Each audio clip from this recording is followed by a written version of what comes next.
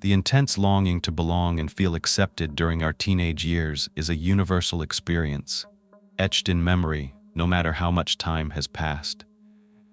It's a phase when we're highly impressionable, emotionally raw, and prone to impulsive decisions, all while quietly yearning for the comfort and validation of friendship and peer acceptance. Those fortunate enough to forge lasting bonds amidst the chaos of adolescence know these friendships are a rare and cherished treasure. But what happens when the very people you trust exploit your longing to belong, pushing things to a dark and unthinkable extreme? This is exactly what one young woman endured, and this is her story. I want to start today's story by introducing you to Adrianne Reynolds. Adrianne Lee Reynolds was born on September 12, 1988, in the city of El Dorado in Union County, Arkansas. When Adrianne first came into the world, her birth mom, Carolyn, was only 16 years old and was no longer with Adrianne's father. So it was decided that it would be in Adrianne's best interest for Carolyn's mother, Beverly, and stepfather, Tony Reynolds, to adopt the newborn.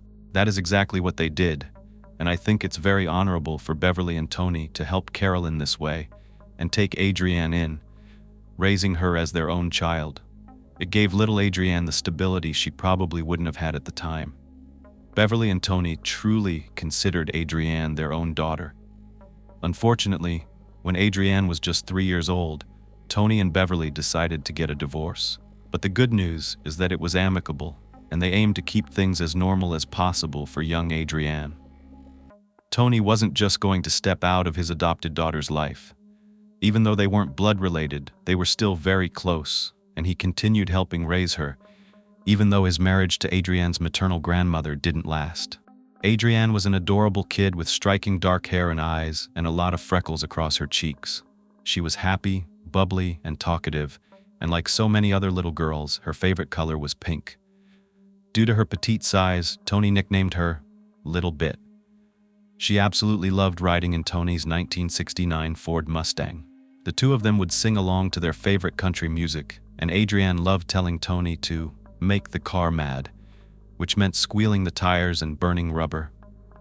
Obviously, this was done in a safe way, and father and daughter both got a real kick out of it. They had a lot of fun together. They had such a close bond.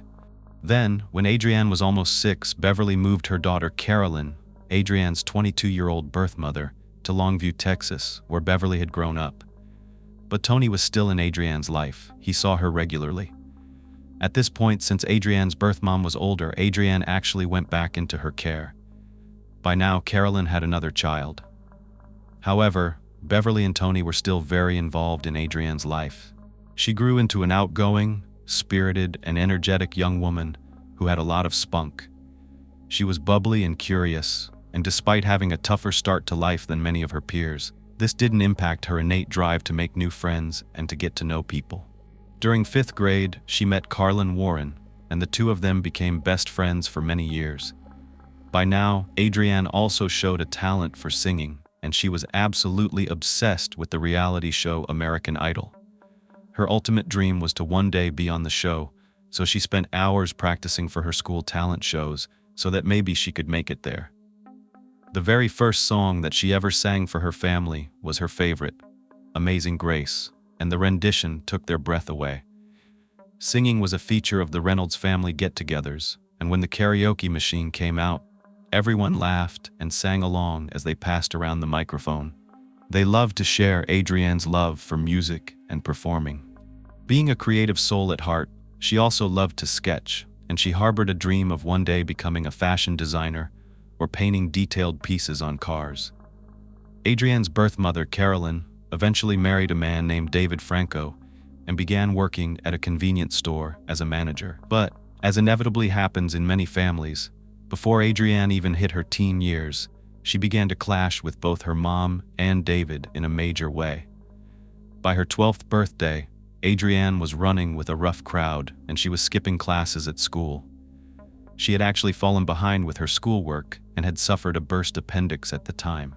She recovered from surgery, but things did not improve academically because, aside from the social aspect, Adrianne absolutely hated school. Adrianne eventually spent a short time in rehab for smoking pot, abusing alcohol, and even taking prescription drugs. She was willful and defiant, as so many kids from troubled backgrounds can be, but she also began engaging in harmful behaviors like cutting and had sadly tried to take her own life as well. Things were obviously not looking very good for the preteen, and something had to change. Even living with different relatives locally did not seem to help her, nor did homeschooling, which Carolyn did try when Adrianne was in 8th grade. But soon, the Department of Family and Protective Services got involved. I couldn't help but wonder if things would have been different if Adrianne had stayed living with Beverly or Tony instead of going back to her birth mother. But ultimately, things got so bad that it was decided it would be better for Adrianne if she went back into the care of her adopted father, Tony. Of course, so much had changed in Adrianne's life ever since she went back to live with Carolyn. However, Carolyn agreed that Adrianne would be better off away from the bad influences in Longview, Texas. By now, Tony had moved to East Moline in Rock Island County, Illinois, where he had grown up. He had also remarried, now to his high school sweetheart, a woman named Joanne. There was a bit of a back and forth when Adrianne first moved up to Illinois in October of 2003. She was only in East Moline for 8 months before she actually returned to Texas because, unfortunately, the kids in Illinois started to bully her for her strong Southern accent. Adrianne wasn't one to back down and be picked on, so she stood up for herself. Kids can bully someone to death, and it's very scary and heartbreaking. For Adrianne, things were not stabilizing in Texas either. Despite wanting to stay there, 6 months later, in mid-November of 2004, 16-year-old Adrianne again made the move up north, this time for good. She told her best friend Carolyn that she didn't want to leave her friends and go back, but she had no other choice because Carolyn felt Adrianne would be safer in East Moline. The community Adrianne moved to was home to about 21,000 people. It's in a region known as the Quad Cities area, where the Mississippi and Rock Rivers meet. The Quad Cities region includes Moline and Rock Island in West Illinois and the nearby border with Iowa. East Moline was a working-class, mid-sized city with a heavy focus on manufacturing industry and food processing as key to the local economy, like much of the Midwest. But it also had a family-oriented, small community feel, where most people knew each other. It was safe, with a relatively low crime rate. This time, when Adrianne moved back, Tony and Joanne decided to enroll her at a school called Blackhawk College Outreach Center. Now, though it has the word college in its name, it was actually for students of various ages and education levels, including high school. But this was not your typical mainstream high school. It was a similar type of educational institution for students aged 16 and over who were struggling to fit in at other schools, either due to behavioral or academic reasons. It was an alternative school, a place where these students had a second chance of finishing their high school diploma or earning their high school equivalency and starting to make their way in the world. It was a much smaller school, with only about 80 students, so it definitely created a more close and nurturing environment compared to a larger school where students could feel like they were not included. It was for students who needed more support and could easily feel like they were falling through the cracks. So this was perfect for Adrianne. We know she was being bullied, she wasn't fitting in, and she really needed the support. The change of scenery had given Adrianne a lot to consider. She knew that if she didn't buckle down and do well in school, it would stop her from her dream. At the time, her new dream was to join the U.S. Marines to help her get serious about her future and start earning her own money. Adrianne also got a job as a clerk at a local fast food restaurant called Checkers. Adrianne soon made friends with the entire staff and started feeling like she fit in. She proved herself to be a very valuable employee, coming in early and staying late. That Christmas, Adrianne received something that many teens dream about: her very own guitar, which she wanted to learn how to play so badly. It was black and featured a striking design of red and orange flames all over the front of the instrument. Adrianne was in love with her guitar. She played it so much that one of the strings actually broke. Tony and Joanne had planned on throwing Adrianne this huge graduation party when the time came. They were so proud of her and her progress in turning her life around. Because of the complex issues Adrianne had to deal with from her childhood, the family was actually in therapy, which was huge for everyone. Tony worked long hours as a truck driver, and Joanne worked at the local grocery store. But the couple was totally committed to helping Adrianne turn things around and give her the stability that she so desperately needed. One of her favorite things to do was actually go with Tony down to the YMCA, where he worked out. There was a dedicated space for teens to hang out, and Adrianne loved to sing while she was there. One of the most daunting experiences that we can encounter as a child, but even more so as a teenager, is actually moving cities and having to integrate into a new school. You want to meet new friends and quickly fit in. Adrianne was so far away from everything that was familiar to her. Not only did she have to focus on getting her grades back up so that she could graduate, but she was understandably worried about making new friends. She had gotten to know her adult stepbrothers, Joshua and Justin, and their families who lived with Tony and Joanne. But her biggest fear was remaining completely isolated socially from her peers. She desperately wanted to find her people so that she could settle into her new surroundings and feel accepted, which is something that many of us know is a big deal to teenagers. For a teen moving from the South to the Midwest, it was somewhat of a culture shock in a lot of ways. Wanting to meet people, but also feeling unsure of yourself. That's how Adrianne felt. So she was pretty quiet when she first started at Blackhawk, but as she started to figure out the social hierarchy and the lay of the land, she began to style herself so that she would blend in. She didn't want to draw attention to herself with anything outrageous or alternative. The thing is, as soon as she opened her mouth, Adrianne stuck out because her accent gave away the fact that she was a newcomer. This led other students to affectionately nickname her Tex or Texas.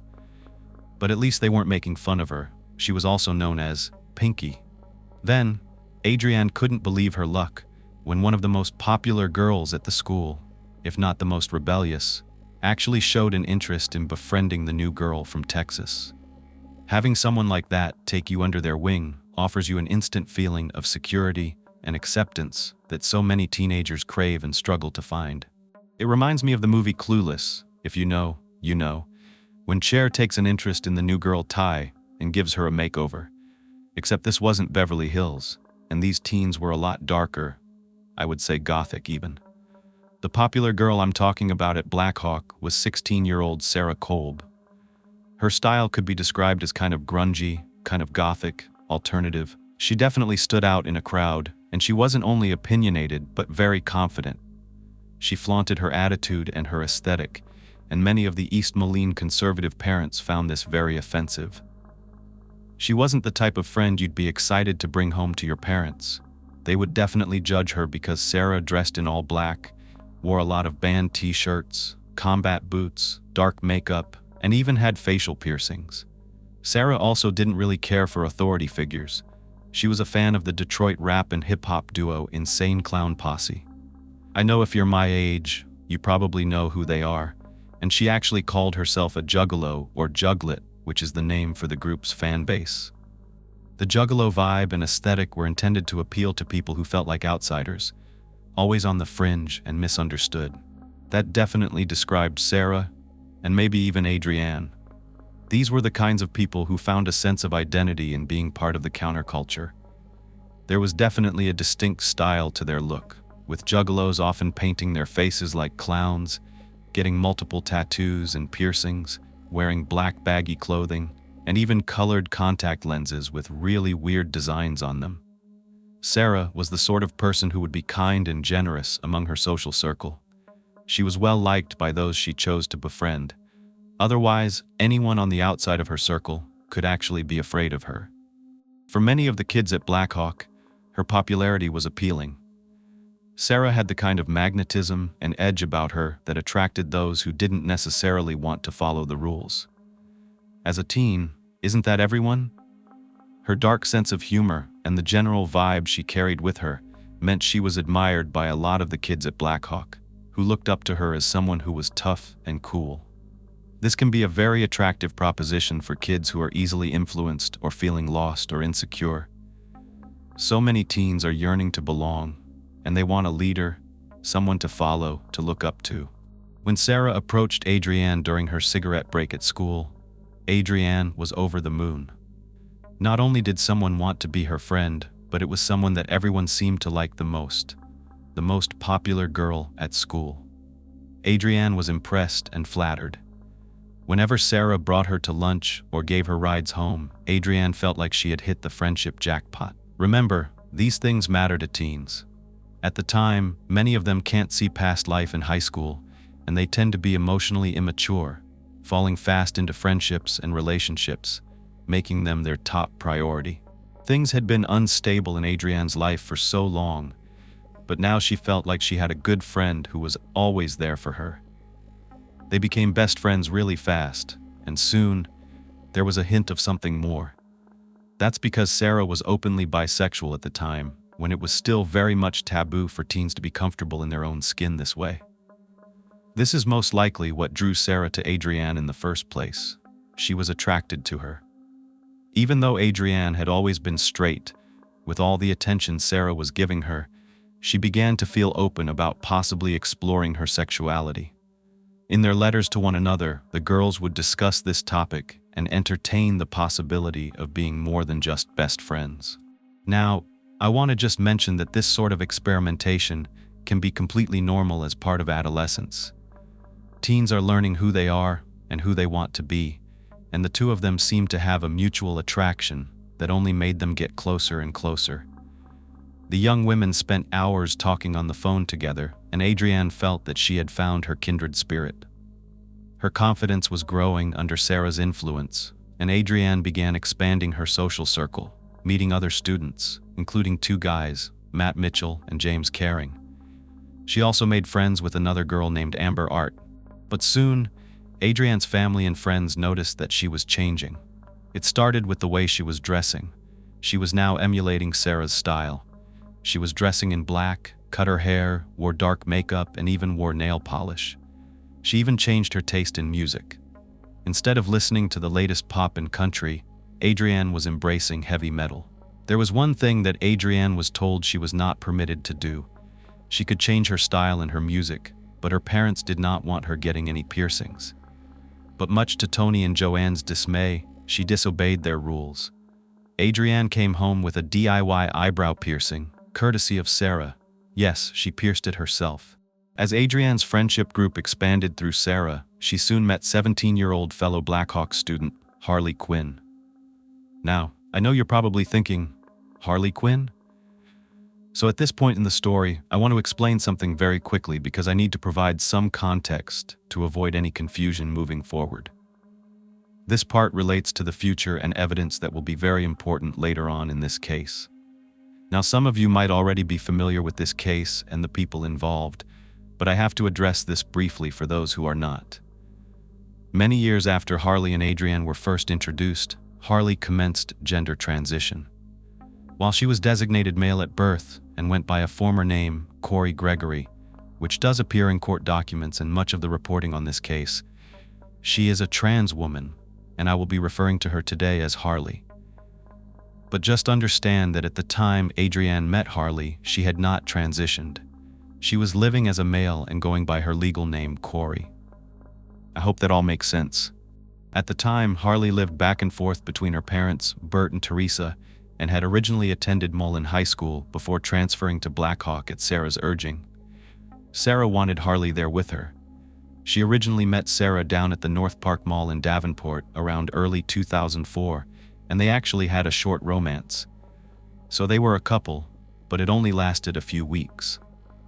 By the time Sarah introduced Harley to Adrianne, Harley and Sarah were now just friends. They were pretty close, best friends, but they no longer had a romantic relationship. Sarah just wasn't feeling it, but Harley, on the other hand, was so enthralled by Sarah that she took whatever scraps her friend was offering if it meant that she could still be in her life. It was almost as though Harley wanted to be Sarah. She was that infatuated with her. Now, prior to Adrianne arriving at Blackhawk, Sarah and Harley were pretty much inseparable whether they were at school or not. But Harley was a very different type of personality to Sarah.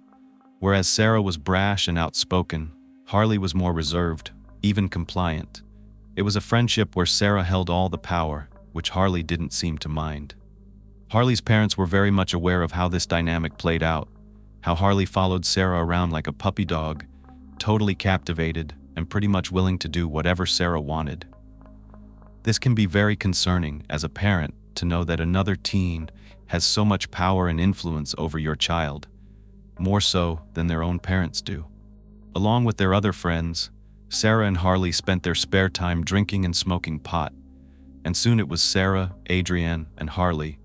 They were like the three musketeers, spending a lot of time together. But Sarah's general look and demeanor didn't endear her to Tony and Joanne, nor did it instill in them any confidence that Adrianne was hanging out with someone who had her best interests at heart. The Reynolds first met Sarah when she came to pick Adrianne up for a party, and the family dog actually growled at Sarah. She was a stranger on their doorstep. So Joanne and Tony weren't exactly thrilled that Adrianne was hanging out with Sarah, but what could they do? They wanted her to be happy, and this was the friend group that chose her, and that she chose to be with. Now Sarah was known by other kids as someone who was prone to being very moody, who easily manipulated people. If she was upset with you, instead of just talking it out, she let it marinate and stir. And obviously, this is not a healthy approach to conflict resolution, especially during the teen years when everything feels so dialed up. When it comes to relationships, things just feel way more intense. Sarah's friends, on the other hand, typically knew her as someone whose bark was worse than her bite.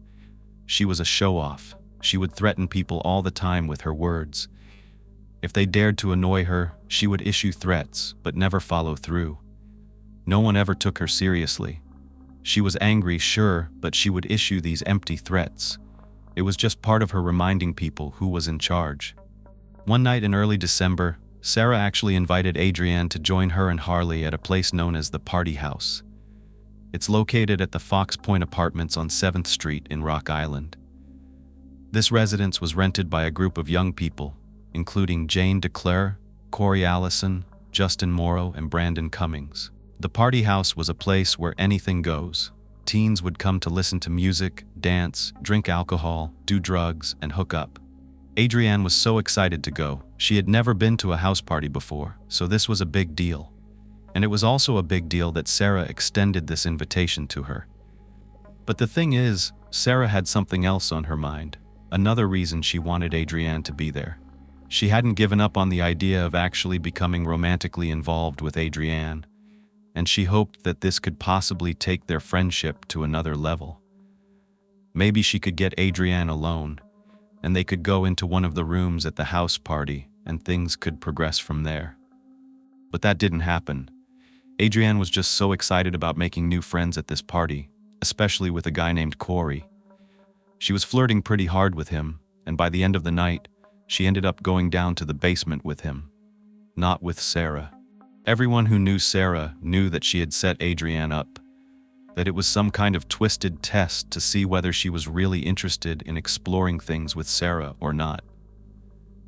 And she couldn't believe how quickly Adrianne just went and hooked up with this guy.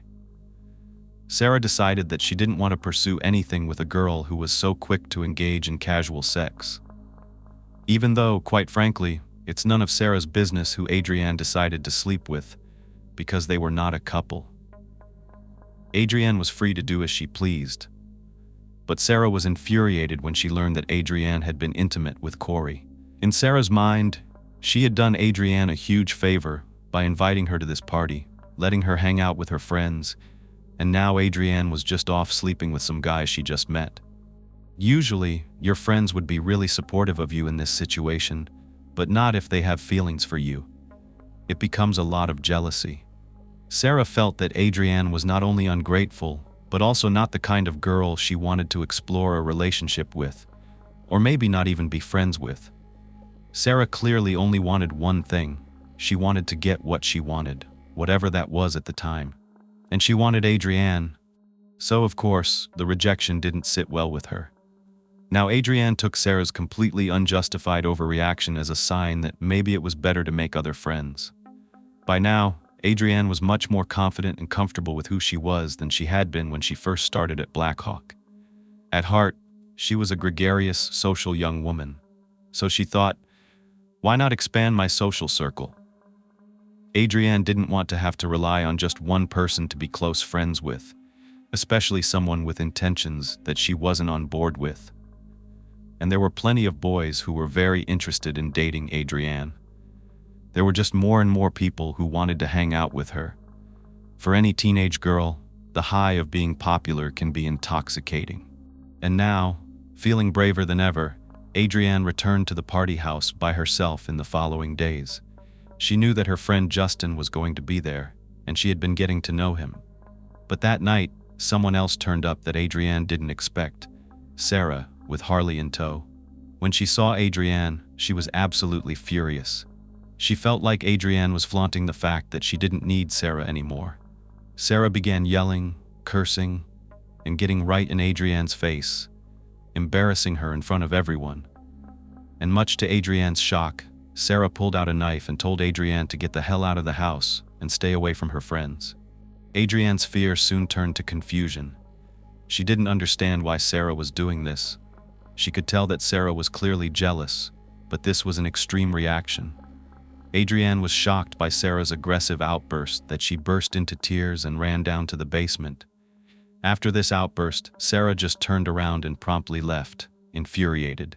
And that's when she called her friend Amber, ranting about Adrianne and how she felt publicly disrespected. Amber was concerned about how unhinged Sarah actually sounded, telling Sarah that maybe it was best that she and Adrianne just cool off, that they shouldn't be in the same place at the same time, at least for that night. Following this, Adrianne told Andrew that Sarah had threatened her with a knife in front of everyone. Still, Adrianne was intent on spending more time with Justin. It wasn't going to scare her away from doing what she wanted. A few days later, she returned to the party house once again, and one thing led to another. She and Justin ended up hooking up again. Sarah turned up there, and she was not happy. It was as though she was going there just to catch Adrianne doing something that she didn't agree with, kind of like a stalker ex. And they hadn't even been in a serious relationship. Again, Sarah pulled a knife out, threatening Adrianne by telling her not to mess with her. Thankfully, things did not escalate further, and Justin took Adrianne home. Now, despite how aggressive and threatening Sarah had been, Adrianne was so kind-hearted and forgiving that she still wanted to be friends with Sarah if she would take her back. Of course, Adrianne was hurt by Sarah's possessive behavior. She couldn't see why everyone couldn't just get along together and be happy and find a happy medium, instead of all this chaos for nothing. But that was how Sarah was, and what she thrived on. Adrianne was a good person, and she wanted to believe that underneath Sarah's bravado and all of her harmful words and actions, she was still the girl that she had first met, who showed her the ropes at Blackhawk and took her under her wing. Sarah had been her first friend, the first person to make her feel welcome. So Adrianne took a different approach and decided to show Sarah kindness. It's like that saying, you can catch more flies with honey than with vinegar. Adrianne thought, surely this would break through Sarah's tough exterior and things would just go back to the way they used to be. If they could only just have an honest conversation, things could work out. Adrianne then began writing Sarah letter after letter and coming by her house multiple times a day. But this strategy had the opposite effect. Sarah made it clear she didn't want to be friends with Adrianne anymore. She told her she actually hated her and took to bad-mouthing her all over the entire school. It was like, if Sarah couldn't have Adrianne obsessing over her and only her devoted to her, then Adrianne couldn't have any friends. Sarah was going to make sure of that. She wanted her to go away and leave her alone, just disappear. Now the lack of response from Sarah sent Adrianne into a spiral, and she began self-harming again. On the front of one of the notes to Sarah, she begged her to read it, saying she couldn't change what was in the past, but she swore that she could change now. Adrianne then began showing up at the movie theater where Sarah worked, and even had other people go into the theater to try to talk to Sarah for her. Adrianne was obviously desperate to make things work and for Sarah to stop bad-mouthing her. She was hoping to convince Sarah that they could still be friends. I really think this must have stemmed more out of not wanting Sarah to continue the bullying and bad-mouthing, rather than Adrianne truly wanting to be friends with her. But she was a very compassionate and kind-hearted person. However, On the other hand, Adrianne still very much wanted to genuinely connect with other people her age, and she wasn't going to give up on her new friendships either. She knew that when she was friends with Sarah, it seemed like all of her time was monopolized by that one person, and she didn't want that, no matter who it was. She also realized that true friendship wasn't meant to be abusive and turbulent, and it wasn't her problem if Sarah was jealous. So Adrianne bravely wrote Sarah a long letter saying she would not tolerate her bullying and called her out on her toxic behavior. Adrianne wrote that it was a mistake for her to have slept with the boys at the house party, but she wasn't going to accept the way Sarah was treating her regardless. As part of exploring her new friendships, by January of 2005, Adrianne was now spending a lot more time with a third person, Harley. Remember, the three of them used to be so close, but of course, that was when Sarah was there. She was the common theme between them. However, over time, Harley was getting sick of the way Sarah treated her. As well, Adrianne's gentle, easygoing personality was a refreshing change from Sarah's intensity and abrasiveness. Adrianne realized that Sarah had a sense of ownership over Harley, who, Adrianne felt, had been reluctant to push back against Sarah's dominance. She felt bad for Harley. So, Adrianne and Harley began writing cute notes to one another, kind of like how Sarah and Adrianne used to do with one another. Adrianne sent one saying that she actually loved Harley because she was respectful, cute, nice, and honest. Adrianne felt that Harley was one of the sweetest people she had ever met, which opened up Adrianne to trust her more. The pair spoke for hours on the phone, and by mid-January, they were hanging out together without Sarah all the time. I'm sure you can guess that Sarah would not be happy about this, and it wasn't exactly a secret either. Adrianne didn't feel like she should sneak around to spend time with Harley. But when Sarah found out, she was actually mad at Harley. Instead of doing what she did to Adrianne, Sarah was more open to reconciling with her longtime friend and ex Harley. But of course, she was way easier to manipulate as well. There wasn't any forgiveness for Adrianne though. Of course, we know that even as adults within tight friendship groups, people can spend time one-on-one or just with a few people without everyone trying to be included. Not every get-together includes everyone. Not only is it impossible in terms of logistics with all of our busy lives, but it's important to nurture friendships in this way. In adolescence, though, and your teens, the idea that not everyone is automatically included in everything can cultivate a sense of insecurity and exclusion that causes conflict. It can also feel like a deep sense of rejection. Adrianne knew she didn't need Sarah's permission to hang out with Harley, but she also knew that Sarah was too emotionally immature to understand that or accept it. Sarah lived in a black and white world where, if you weren't with her or for her, then you were against her. Sarah openly continued disrespecting Adrianne to other people. She spread really nasty rumors about her that were not true, threatened other kids not to hang out with her, and made Adrianne incredibly distressed by telling her she should actually take her own life. Sarah even gave her a really nasty nickname, Jiffy, after the peanut butter brand. This is a term that Sarah used for girls who engaged in casual sex, saying that they spread their legs as easily as peanut butter spreads on bread. It's so childish, but for a teen, it would be considered very hurtful. Adrianne finally confided in Joanne that Sarah's bullying scared her, but still, she was willing to do anything to repair their friendship. She couldn't understand why Sarah was so toxic. She pleaded with her in one letter, wanting to know why Sarah hated Adrianne so much and wanted her to die. I'm introducing something new to these videos that I think you'll find really helpful. Short recaps to keep everyone on track with the key facts. I know many of you watch while multitasking, whether you're cleaning, driving, or working, and it's easy to lose track or feel confused. These quick summaries will help you catch up and stay in the loop, so you won't miss a thing. Let's get started. 16-year-old Adrianne had a turbulent upbringing. Her birth mother, Carolyn, was only 16 when she had her, so she was raised by her maternal grandma, Beverly, and her step-granddad, Tony, until they got divorced. Then, she eventually went back to live with her birth mother when she was in the first grade, but this ultimately didn't work out. Adrianne began rebelling as she got older, eventually getting into a tough crowd at 12 years old and even getting into drugs. So she was sent back to live with Tony and his new wife Joanne, out in Illinois, and was enrolled in an alternative high school called Blackhawk, where she hoped to make new friends. The most popular girl at the school, Sarah Kolb, who was openly bisexual, showed an interest in Adrianne and took her under her wing. They became best friends at first and hung out with Sarah's ex, Harley. They were all very close until Sarah began to want more from Adrianne romantically. Even though Adrianne entertained the possibility of the two girls being more than friends, Adrianne ultimately found her own footing and began branching out, even deciding to get close to two guys, Corey and later Justin, who she ended up hooking up with. This infuriated Sarah, who felt rejected. So, she started a hate campaign against Adrianne at Blackhawk School, trying to ruin her reputation, even pulling a knife on her several times, threatening her and calling her names, trying to turn every student against her.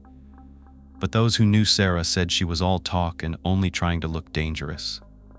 She wasn't. Even though all of this had happened, kind-hearted Adrianne still wanted to reconcile with Sarah. But no matter how hard she tried, Sarah would not forgive her. Eventually, Adrianne began spending more time with Harley without Sarah, and of course, when the two of them became close, it made Sarah even more angry.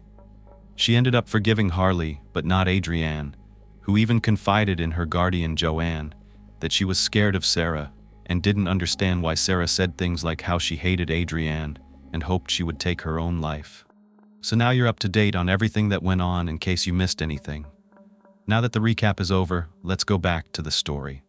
On Friday, January 21st, 2005, Joanne woke Adrianne up and she headed off to school as usual. She got a ride from her stepbrother, Justin. She had said goodnight to Tony the night before because he had to be up really early at 4 a.m. for work. Adrianne had a 5 p.m. shift that afternoon at Checkers after school. She was planning on coming home to change and then heading out to work later that afternoon. Tony and Joanne were at home and noticed that Adrianne's work uniform was still in her bedroom, which was odd. She should have been at work by then, and there were no other clothes or belongings indicating that Adrianne had come home and headed back out again. When Joanne called around to see if anyone had seen Adrianne, no one had. So the couple got in their car and drove up to Checkers, where they learned that Adrianne did not show up for a shift, nor did she pick up her paycheck. At first, Tony was irritated, and rightfully so. He thought this was really irresponsible of his daughter. But he also wondered if something had happened that made her run off. As the hours passed, Tony and Joanne had this growing sense that something was really wrong. They frantically made phone calls to everyone they could think of, leaving multiple voice messages for everyone who knew Adrianne. She was only 16 years old, still so young and vulnerable. Now, Joanne and Tony had Harley's number, along with other friends, including Sarah. When they talked to Sarah, she said she hadn't seen Adrianne since she and Harley dropped her off earlier that day at McDonald's on 727 Avenue when they got out of school. Sarah did mention that the two of them had an argument, so she drove off with Harley, leaving Adrianne behind. When Joanne and Tony talked to Harley, she gave them the exact same story. By 7:30 p.m., Tony and Joanne's concerns had grown even more. They drove around the town looking for Adrianne, including going over to Harley's house, but there was no sign of her. If Adrianne was with a friend, why didn't she reach out to them? She couldn't drive, and she didn't have a cell phone because she actually knew how much she talked, so she couldn't afford it. Back then, you had to pay for minutes. So where was she? They knew Adrianne had never run away. As troubled as she had been, that just wasn't something she would have ever done. By 8 p.m., the Reynolds reported her missing to the East Moline Police Department. Tony called Adrianne's birth mother, Carolyn, down in Texas to let her know that Adrianne was gone. Without hesitation, Carolyn began making plans to jump in her car and make a 12-hour trip to Illinois that same night. Officer Josh Allen from the East Moline Police Department called Sarah to see if she knew anything about what happened to Adrianne. She explained that after leaving school at lunchtime, she, Harley, and Sarah's new boyfriend, 16-year-old Sean McKittrick, had given Adrianne a ride. They dropped her off at McDonald's between about 12:30 and 1 p.m. It was the one across the street from Adrianne's house. Sarah explained that Adrianne didn't want to be taken home because she didn't want her parents to see her in a car with a boy. Now, remember that Harley had not transitioned at this stage, so that's what this comment was referring to. It was about Adrianne being in the car with Harley, who was Corey at the time. Sarah added that Adrianne was wearing a bright orange hoodie and blue jeans. She made it clear that the pair were no longer friends, saying that she actually hated Adrianne because she felt she was promiscuous. Sarah admitted that the girls had an argument at school and that Sarah wanted to sort things out. So, she gave Adrianne a ride home so they could talk. But after talking, they still could not see eye to eye. Sarah said she had no idea what happened to Adrianne, but she did express concern that maybe Adrianne had run away from home. She didn't explain why she would think that. Sarah gave the names of other people who knew Adrianne so the police could question them. But then she had a kind of odd question for the police. She wanted to know, given that she was the last person to see Adrianne, if this meant that there would be a warrant out for Sarah's arrest. I understand you're 16, and you don't really know how the law works, but Officer Allen assured her that that wouldn't be the case unless she was holding Adrianne captive or preventing the police from locating her. Sarah told Officer Allen that she'd appreciate it if they would let her know if they found her friend or her former friend. The Reynolds were distributing hundreds of flyers all around town, especially to motorists at fast food restaurants. Tony kept driving around looking for Adrianne, circling back to the party house at Fox Point Apartments, and even peering into every car he passed. The story of Adrianne's disappearance soon made news headlines, and everyone in East Moline knew about the missing teen. It was all hands on deck. As a matter of fact, many agencies and officers were working on the case. Illinois State Police Special Agent Sergeant Mike Sheckley led the investigation, assisted by Sergeant Mike Britt, East Moline Police Chief Victor Moreno, Captain Bob Fuller, Detective Sergeant Brian Foles, Rock Island Police Captain John Wright, and Sergeant Tim Stein, as well as the Quad City Metropolitan Enforcement Group. Now, while all this was going on, Tony and Joanne thought that something was off about Sarah's claim as to why she didn't just drop Adrianne directly at home. Plus, recall that Adrianne had confided in Joanne that she was fearful of Sarah, and there was no way anyone would have seen her in a car with a boy because Tony and Joanne were at work. So, it didn't make any sense. Adrianne knew they were at work. She knew no one would see her with a boy. The following night, on Saturday, January 22nd, East Moline Police Officer Kevin Johnson checked in with Sarah at work to see if she had heard anything. She said she hadn't, but she would let them know if she did. Officer Johnson also wanted to follow up on what Sarah originally told them because Harley had a slightly different account.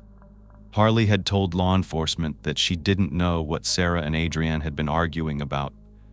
As far as she knew, the two girls had made up before Adrianne got out of the car. It's a little bit of a different story. Remember, Sarah said they still didn't see eye to eye, but now she told the officers that they initially drove to Taco Bell. And things got physical in the vehicle when Sarah accused Adrianne of being promiscuous. Sarah admitted that she hit Adrianne, and then Adrianne fought back. Afterward, Sarah's boyfriend Sean got out of the car and took off during the argument. That's when they drove to McDonald's near Adrianne's house. The girls then apologized to each other, and even though they still weren't friends, there was no longer any bad blood. Sarah then dropped Adrianne off, and that was it.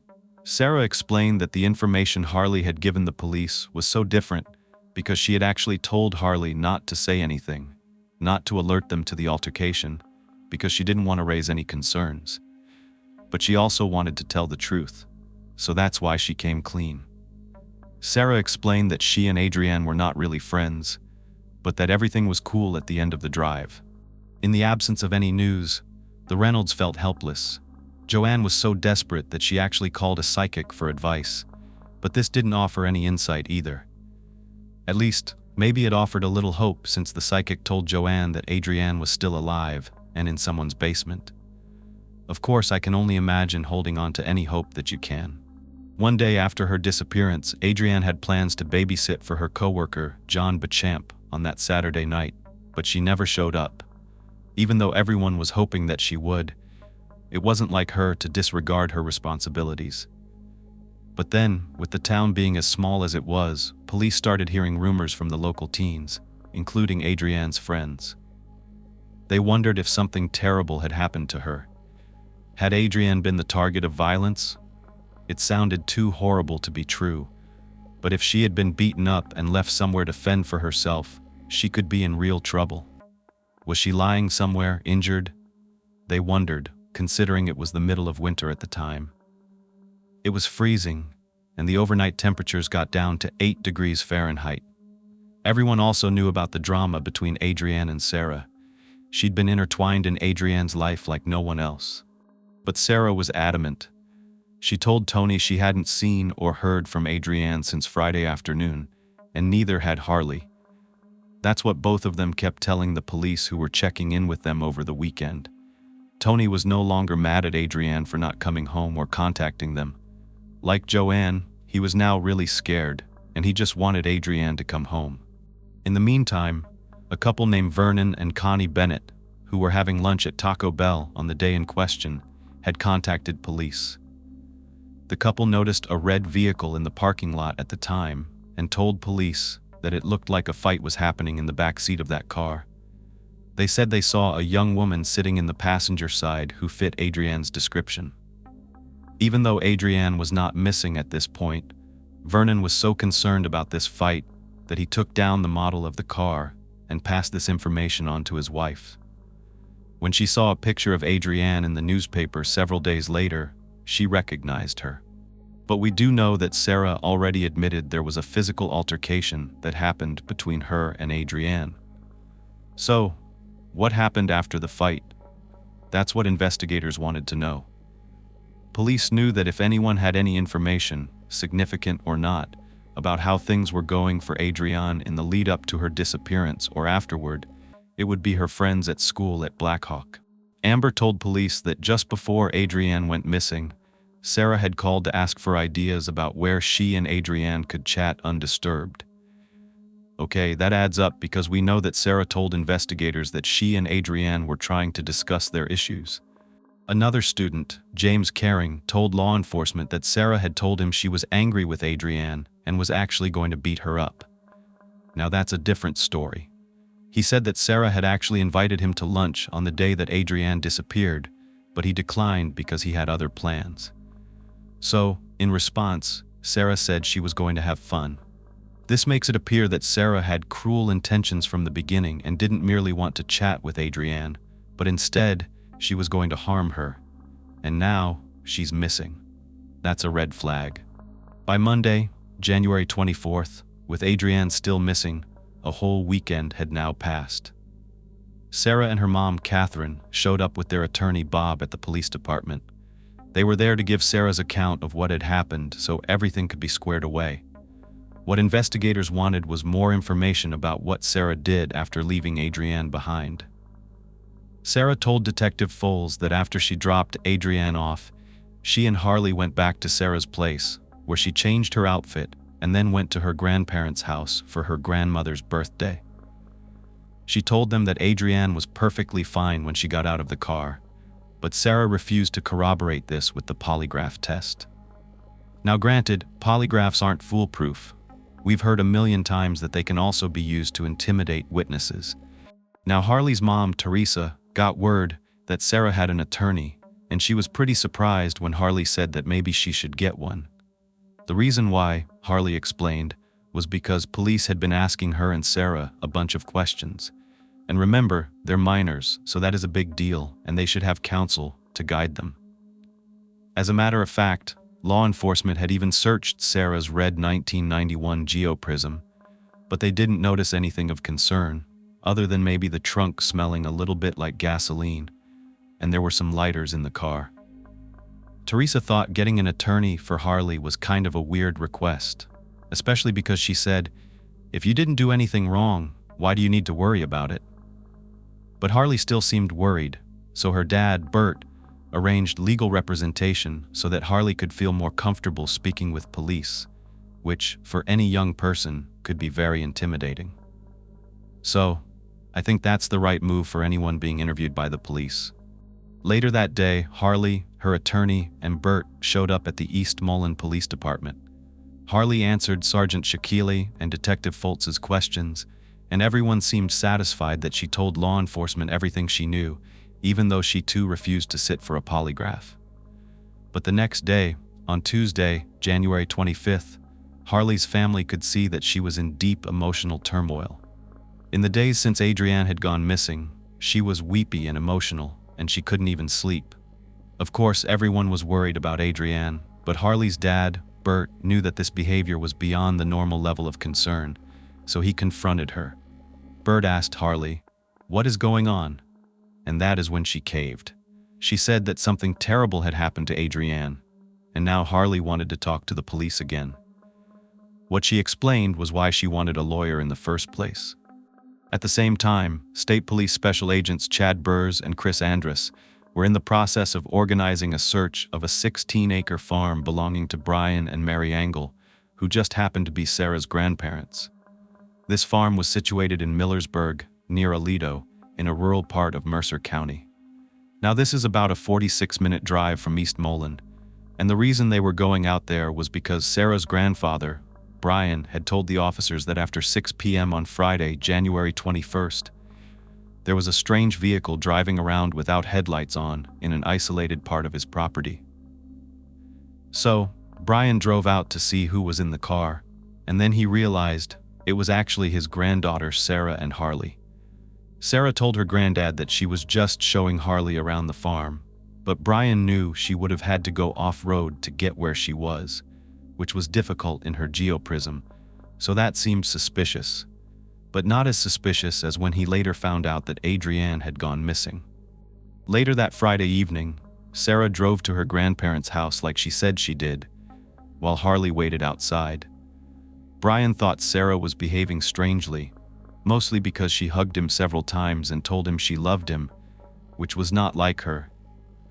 It was also weird that Sarah went to the farm with a friend and not her mom, because she never had gone out to that farm without her mom, Catherine. Back at the East Moline Police Department, Harley told Sergeant Shaquille and Detective Foltz that on January 21st, Adrianne took up Sarah's offer of a ride home from school. In the car were Harley, Sarah, Adrianne, and Sean.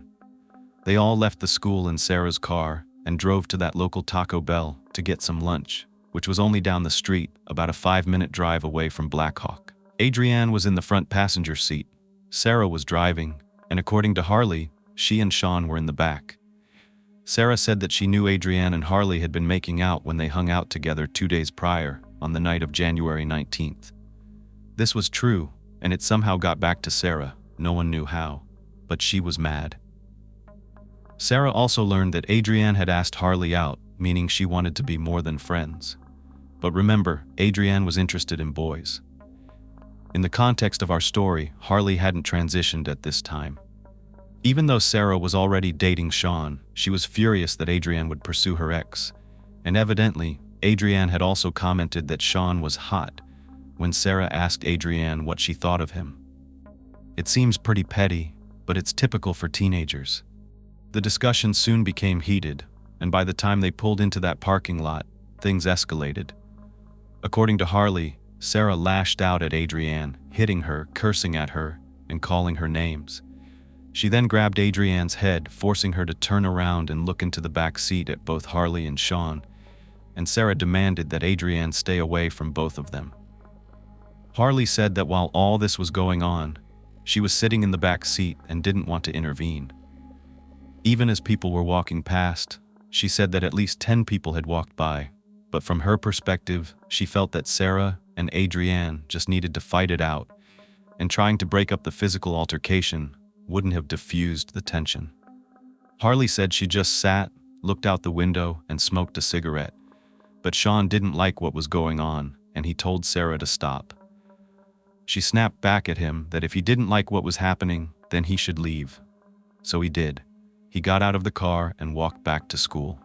Harley explained that at this point the 2 girls in the front seat were continuing to struggle, with Adrianne trying as hard as she could to defend herself from Sarah's attack.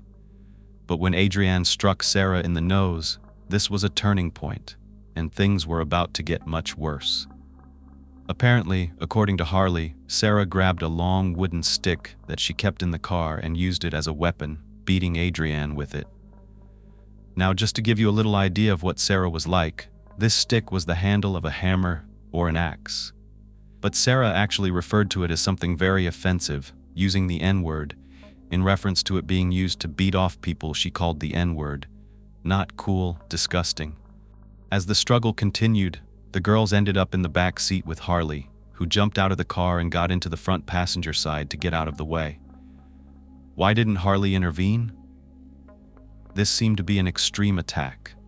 But according to Harley, it was now when she decided things had to stop. But instead of going to help Adrianne, Harley jumped on her, pinning Adrianne's arms down and restraining her. I was so surprised when I read that. And then she said before she knew it, Sarah was actually strangling Adrianne in the back seat. You'd think that Harley would do everything she could to stop Sarah, but instead she apparently pulled out a belt and placed it around Adrianne's neck. I cannot even begin to imagine the sheer panic and horror going on in Adrianne's mind at this point, not just because of the attack by Sarah, but because of the realization that Harley, someone Adrianne thought was a friend and trusted, had betrayed her. She was helping Sarah do something so awful and frightening. Everything crystallized in that very moment for Adrianne. She knew where Harley's true loyalties were. Harley later said, very arrogantly about her actions, that she would always be on Sarah's side, which is just unbelievably chilling and disgusting. Harley was adamant that things just got out of control, and she claimed she had no idea about Sarah's intentions when she got in the car that afternoon. But then, things just reached a point of no return, and she found herself just following Sarah's lead. Then Harley stated that she and Sarah initially thought Adrianne was just unconscious, not dead. But then, when they realized what they had done, Sarah started to panic. Harley said she realized Adrianne was dead because her face and her lips were blue. What did they think was going to happen if you deprive someone of oxygen? Harley explained that she and Sarah sat and worked out what they were going to do next while just smoking a cigarette. How cold and callous can these people be? Sarah then told Harley she needed help disposing of Adrianne's body. So they drove to Sarah's place, got a 2-gallon can of gasoline, a blue tarp, and a long forked gardening tool from the garage, throwing them into the car. Harley continued telling the police that she and Sarah drove to Sarah's grandparents' farm, and that is when they wrapped Adrianne's body in the blue tarp, dragged it away from where it would be visible. Then Sarah grabbed the can of gasoline, poured it all over Adrianne's body, and using a butane lighter, she set her remains on fire to get rid of all the evidence. This is so stomach-turning to contemplate, an extremely callous thing for anyone to do, let alone 2 teenagers. Harley told officers that she and Sarah went inside the car and listened to music to pass the time. That's unbelievable, while a person is burning right outside of that car. They weren't even worried that someone would catch them in that moment. And as time passed and the fire dwindled, they soon realized that Adrianne's remains were not just disintegrating in the flames like they thought they would. This is when Harley told police that she and Sarah drove into town and went to Sarah's grandmother's antique store, called Treasure Hunt, to again pass some time. Then, they went and got more gasoline and went back to the farm. That's when they ran into Sarah's grandpa, who was mad that they were on his property.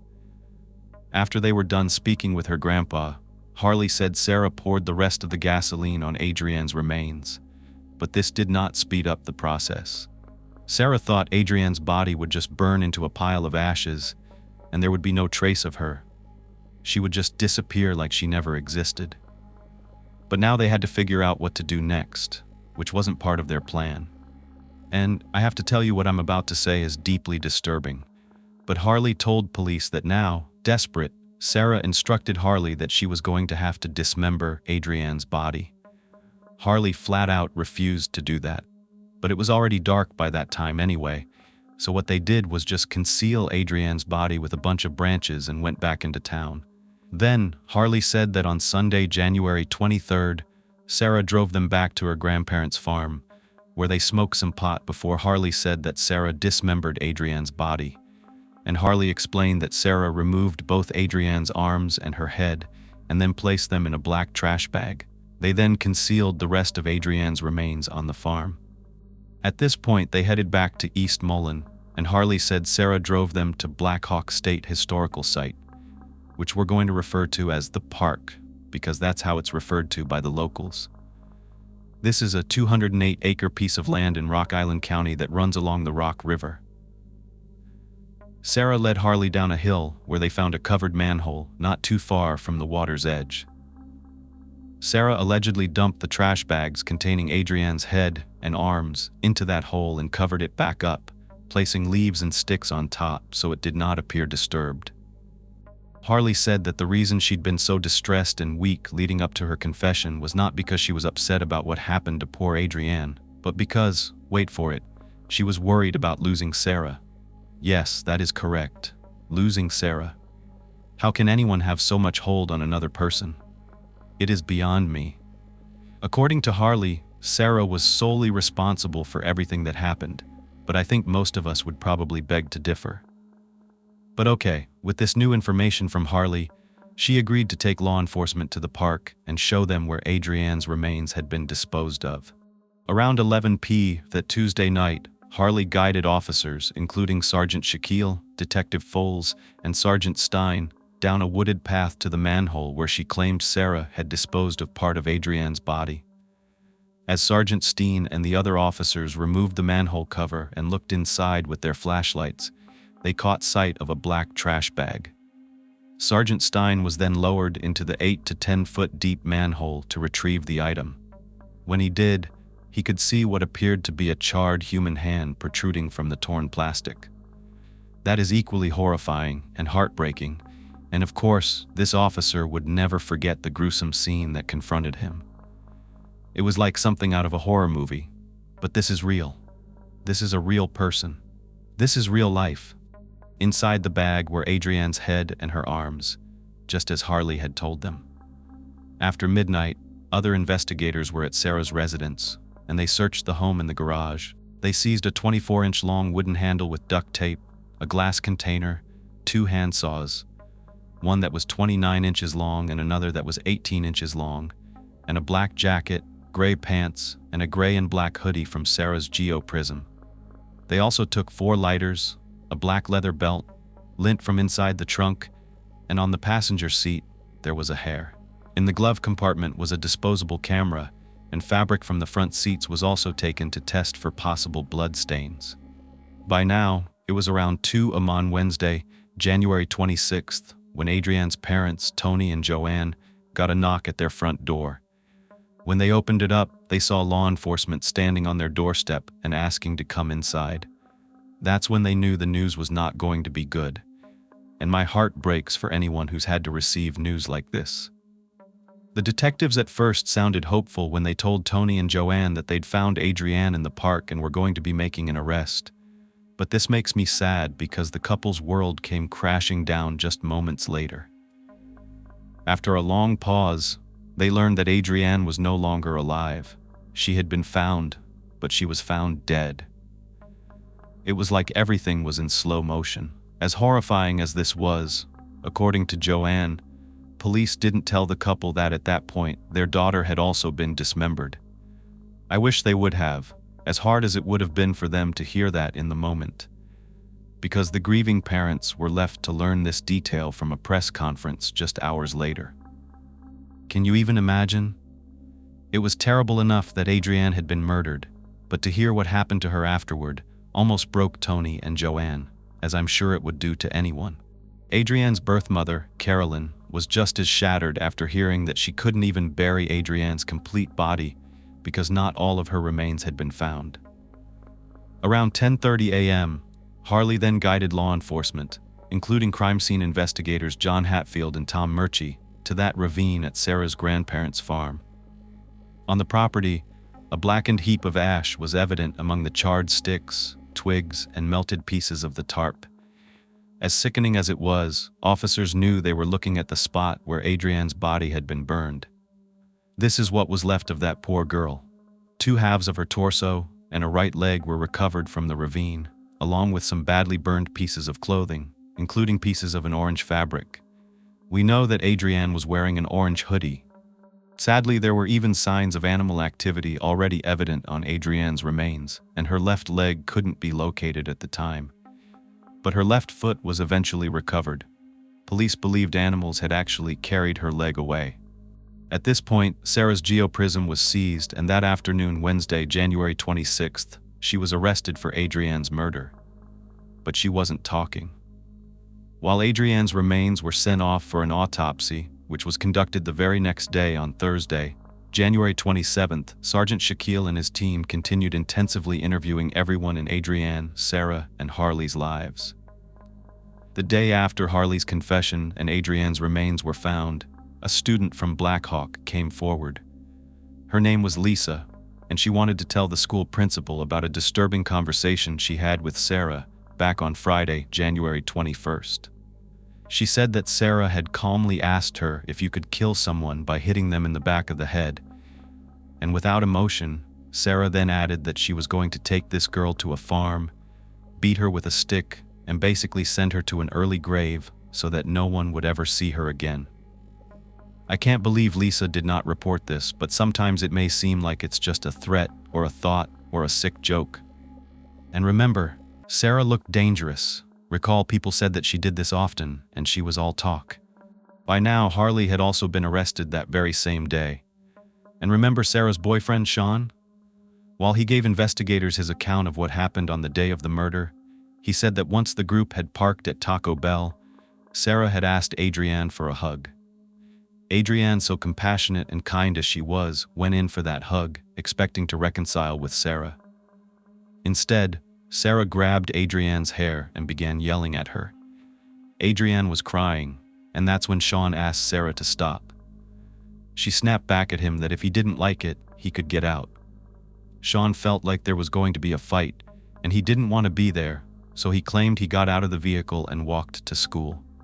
Later that evening, Sean said that he called Sarah, but she didn't want to talk to him. Then, the very next day, Sarah came to his house and told him she wanted to break up because she had lost all respect for him.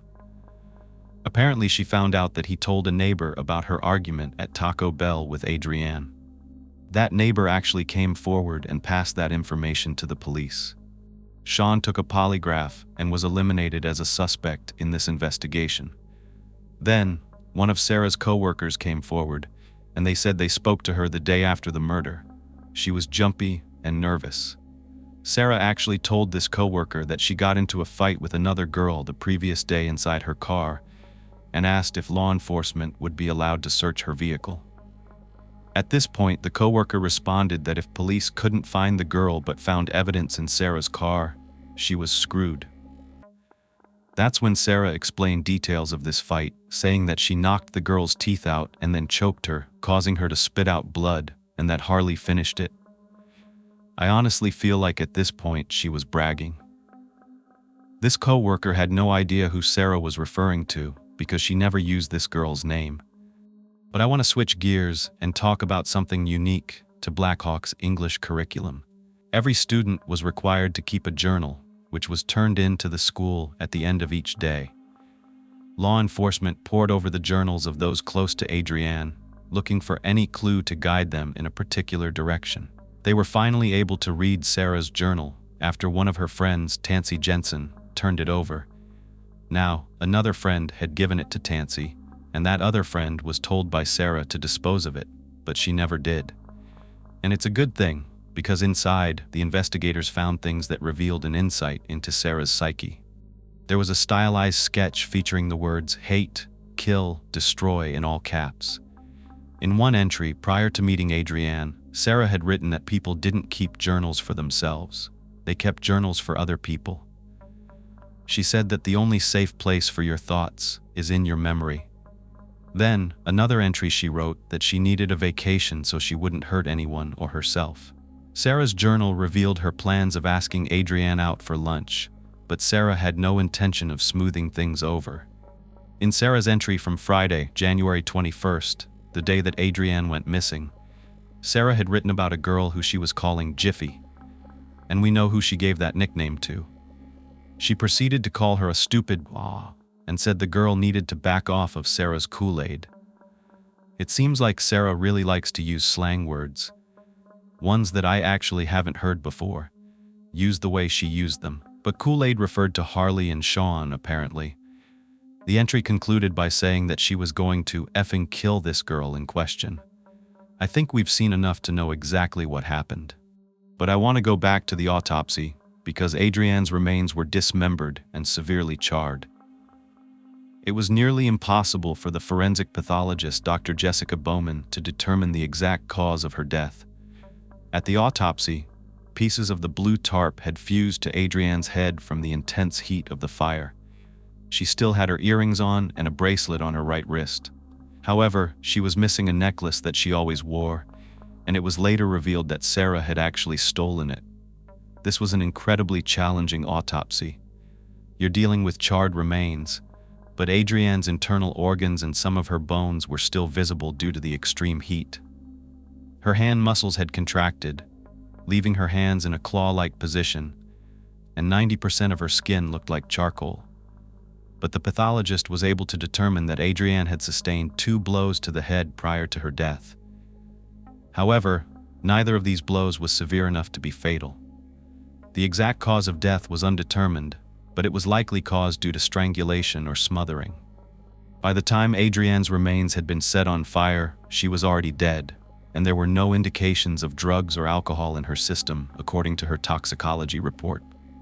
On Sunday, January 30th, a week since Adrianne went missing, over 400 people, including Adrianne's family, friends, and her co-workers, attended her memorial service. The guitar that Adrianne received for Christmas, along with its broken string, was on display among all the flowers and posters plastered with Adrianne's pictures. People in attendance were wearing pink ribbons in Adrianne's honor. Meanwhile, there's more to tell you because this case gets even more convoluted. Someone else came forward to the police with possibly incriminating and highly disturbing evidence. A woman named Pat Corbin had a really weird feeling in the days following Adrianne's disappearance. She wondered if her 16-year-old grandson, Nathan Godet, knew more than he was letting on. He also had a troubled background and a history of drug use. Nathan had moved in with Pat after he was evicted from where he was living. His parents were also divorced, and although they were still in his life, he chose to go live with his grandmother. Now, Nathan didn't know Adrianne very well, but he had been good friends with Sarah for about the past 2 years. He met her through Harley, and they had gone to school together. Pat recalled that on Sunday, January 23rd, Sarah and Harley actually picked Nathan up, and they'd gone somewhere, but she had no idea where. However, she knew Nathan was wearing a backpack. Well, that night when he came back, Pat noticed that Nathan was sobbing uncontrollably in his room, and she just couldn't shake off this nagging feeling that something was wrong. So, on Wednesday, January 26th, after Sarah had been arrested, Pat went down to the basement and found Nathan's backpack. Inside was her husband's hacksaw, and that's when Pat called the police. They arranged to interview her grandson Nathan, who denied ever being with Sarah and Harley on the day of the murder. He told investigators he'd seen Sarah that evening when they hung out with some other friends, but she hadn't mentioned anything. Nathan stated that on the afternoon of January 22nd, Sarah had called him. She asked Nathan what he would do if he killed someone, as in, how would he dispose of the body? Then she told him flat out that she and Harley had killed Adrianne and asked Nathan to help them get rid of her remains. Now Sarah knew Nathan not only had a strong stomach, but also had a fascination with gore. He was known to be a sadistic person who liked to kill small animals and then chop them up. Nathan stated that he didn't really believe Sarah and Harley at first. It sounded too crazy to be true. But then he realized they were not kidding, they were absolutely serious. Nathan told the investigators that Sarah was open about the fact that she invited Adrianne to lunch as part of a plan to get her to go with her so she could kill her. To Nathan, it seemed like Sarah had orchestrated the whole plan, but Harley had participated equally in the actual murder. Sarah was the one who told Nathan to dismember Adrianne's body. Nathan said he felt like he was more involved now and was unable to back out, so he agreed. In his mind, He said he wanted to help Sarah and Harley stay out of jail. But I'm sitting here thinking it's probably impossible to justify that reasoning, considering he already knew what Sarah and Harley had done. And again, I don't know how Sarah had so much influence on other people. It's actually scary. It's like these people were under a spell. Nathan told Sergeant Shakili that on Sunday, January 23rd, Sarah and Harley picked him up, and he had his grandfather's hacksaw with him at the time in his backpack. The group then drove to the farm, where Nathan proceeded with the unimaginably sickening task of dismembering poor Adrianne's remains. He said he removed her legs, which had partially detached in the fire, her arms, and her head, and then he sawed her torso in half horizontally. Afterward, Harley placed the head and arms inside a black trash bag. Then Nathan said they took the trash bag with them into Sarah's car and drove to McDonald's for lunch. So they had a little bite to eat after what they did. It's unconscionable. Before driving to the park, where Harley disposed of the bag in the manhole, Sarah instructed him to clean the hacksaw and take it back to his grandparents' basement. The investigators were shocked that now a third teen had come forward admitting to being involved in such a heinous act. On January 31st, Nathan was charged with concealment of homicide, but because he cooperated and volunteered the information that he did, it was a juvenile charge. The next day, February 1st, Sarah and Harley were both charged with 2 counts of first-degree murder in addition to concealment of a homicide. They both pleaded not guilty and were held on a $1 million bond to be tried separately as adults. Another memorial service was held for Adrianne, this time on February 5th in Longview, Texas, where she had previously lived with her biological mom, Carolyn. The couple joined 200 people attending the service at Emmanuel Baptist Church. Carolyn wore a pink sweater, Adrianne's favorite color, and she featured a photo button with a picture of Adrianne on it. At the front of the church was a pink flower arrangement on an altar, surrounding a picture of Adrianne in a pink photo frame. There were 2 pink candles, a pink teddy bear, and a slideshow playing, showing happier times in Adrianne's short life, accompanied by the song Friends by Christian artist Michael W. Smith. Adrianne's best friend from Texas, Carlin, spoke during the memorial, and she embraced Carolyn as they both fought back tears. Carolyn then thanked everyone for coming, and Adrianne was cremated. Her ashes were divided between Tony and Carolyn in Illinois. Her ashes were scattered at the Moline Riverside Cemetery next to Tony's sister, who passed away 40 years earlier at just 5.5 weeks old. The remainder of her ashes were sent to Texas, where Carolyn had them buried in an unmarked grave. By now, Adrianne's DNA was found on the hacksaw, and on February 23rd, Nathan pleaded guilty to concealing the homicide. At his sentencing on March 30th, he apologized for his role in disposing of Adrianne's body. But for the Reynolds family and the judge, it wasn't enough. Nathan knew where Adrianne was the whole time while her family was worried, and he chose not to do the right thing and come forward to relieve their suffering. Judge McLean ultimately sentenced Nathan to a juvenile penalty of 5 years. Law enforcement continued their investigation and gathered more evidence in preparation for Sarah and Harley's upcoming trials. At this point, a local man named Glenn Roach, who had been having lunch at Taco Bell, came forward. He told police it was Friday, January 21st, and as he was leaving the restaurant, he noticed a red vehicle in the parking lot, rocking back and forth with a number of people inside. He thought someone inside was being beaten up, but because the windows were fogged up, he felt like it might be a couple of kids fooling around, so he didn't do anything. Sarah's grandmother also came forward. She said that on January 21st, it was her birthday, and that afternoon, while she was working at the Treasure Hunt antique store, Sarah and Harley came into the store around 4. Mary thought her granddaughter was there to wish her a happy birthday, but then she noticed that Sarah was quiet and fidgety. Sarah's aunt, Della, was also there at the time and noticed a scratch on Sarah's face. It was fresh. She asked her how she got it, and Sarah explained that she and Harley had been wrestling. We know that's not true. Sarah's sister, Elizabeth, also told police that in the hours following the murder, she helped Sarah hide a few things: a gardening tool, a shovel, and Adrianne's necklace. But of course, at the time, Elizabeth didn't know it was Adrianne's necklace. She didn't know Adrianne was missing or anything that had happened. She had no idea that these items were used in the murder.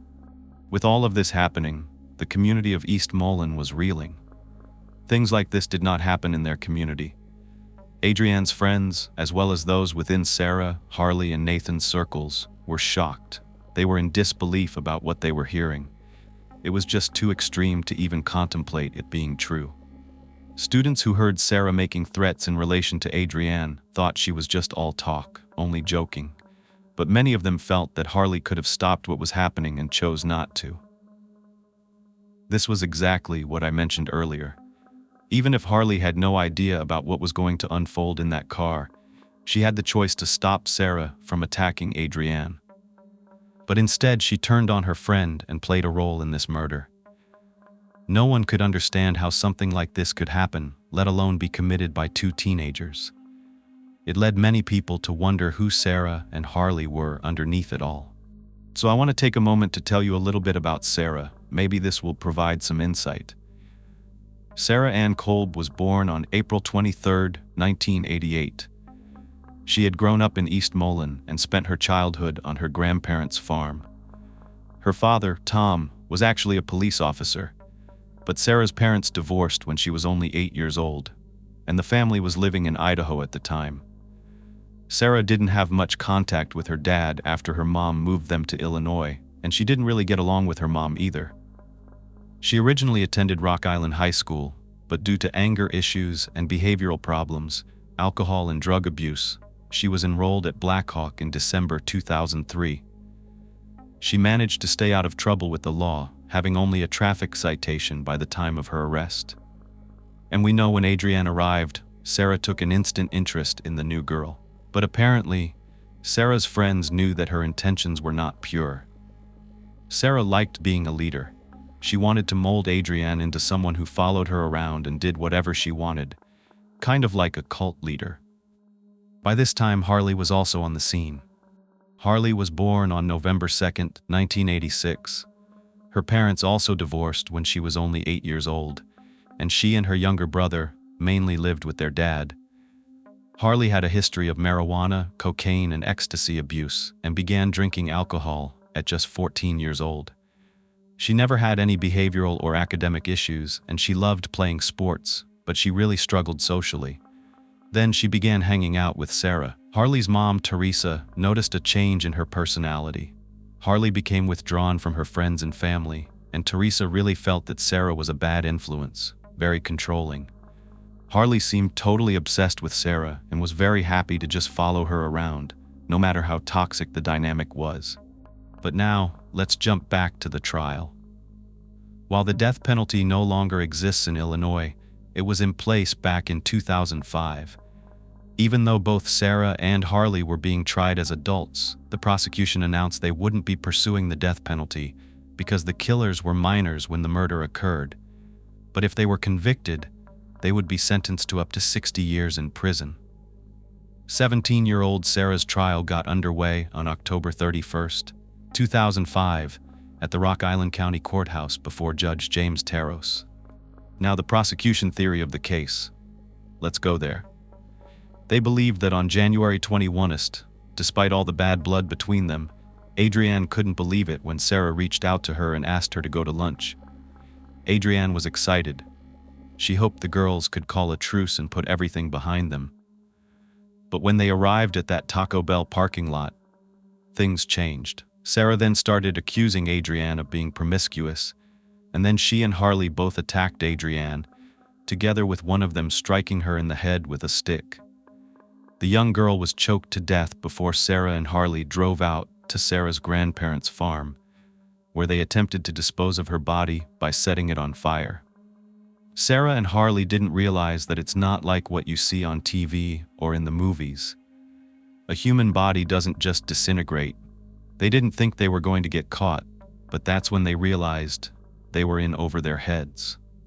When it came to a motive, prosecutors argued that Sarah was angry about Adrianne's possible romantic interest in her boyfriend, Sean, as well as hooking up with those other boys and her friendship with Harley. They said that Sarah was consumed by jealousy and annoyed by Adrianne's constant pleading to be friends.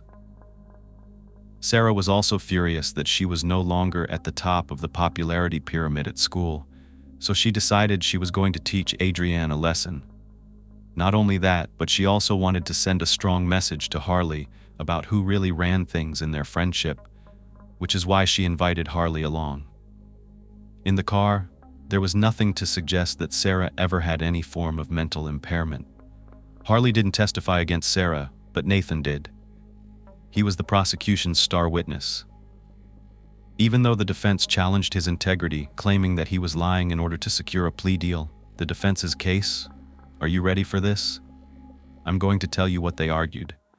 They said that Sarah was completely blameless and innocent, and that Harley had been responsible for the entire thing. Wow.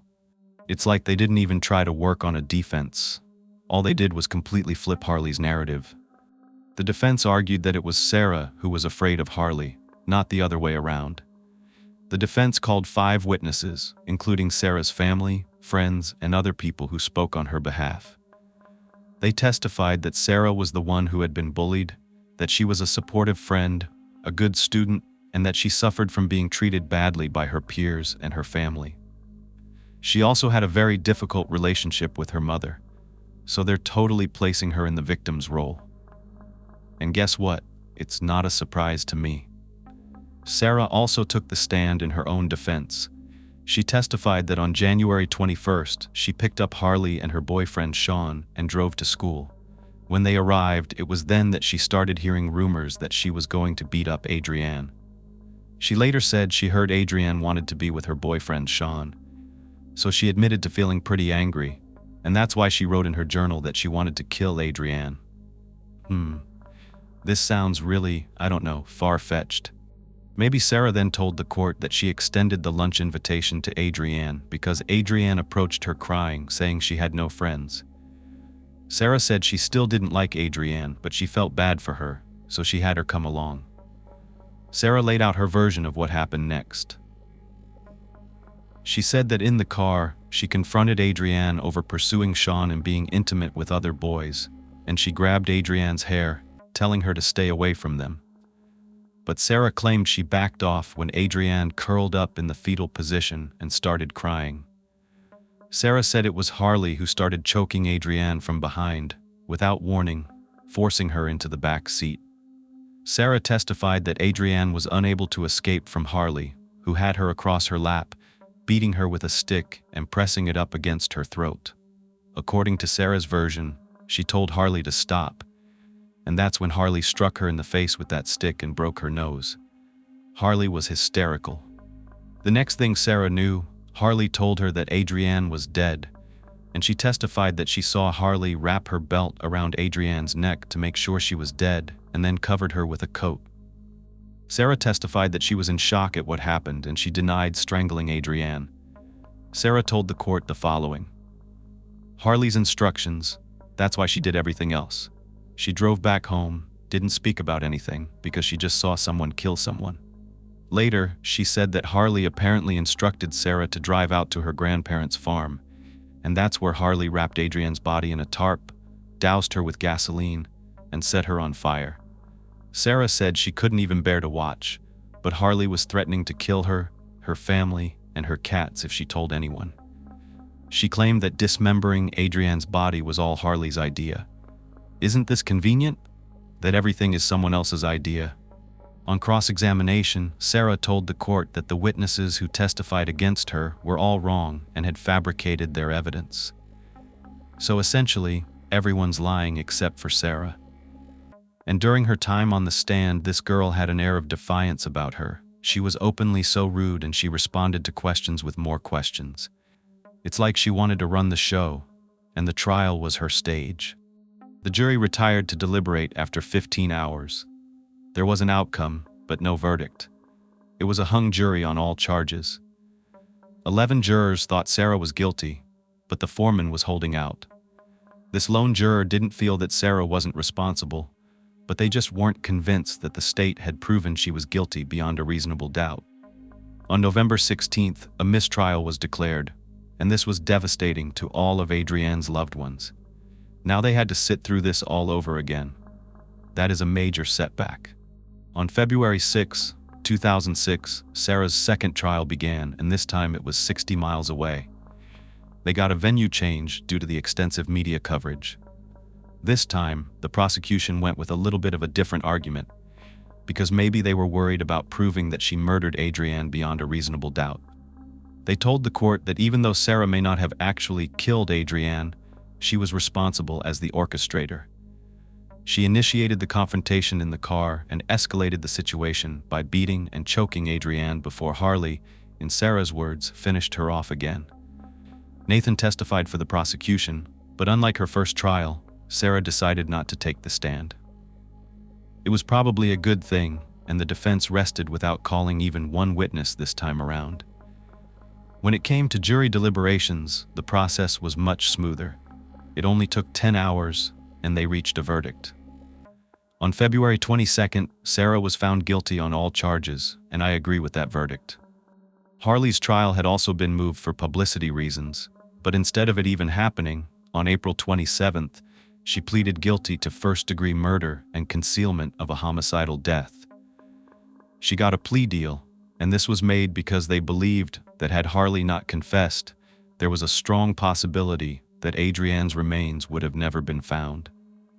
Instead of the 60-year maximum sentence permitted under the law, the state agreed to seek a maximum of only 40 years for the murder. Harley was ultimately sentenced to 40 years for the murder conviction, and then an extra 5 years for concealment, so there was a total of 45 years behind bars, which was the maximum. The court determined that Harley did have a long history of drug use, and it had led to generally impaired judgment. She also had no prior criminal record. They took that into account, and she did demonstrate genuine remorse. Despite Harley's apology, she actually later denied killing Adrianne, claiming all she did was loosely hold the belt up after Adrianne was dead, and Sarah placed it around Adrianne's neck. Before I wrap up, let's get back to Sarah for one moment, because she was next to learn her fate at the sentencing. 7 weeks later, on August 29th, Tony and Joanne gave very moving victim impact statements.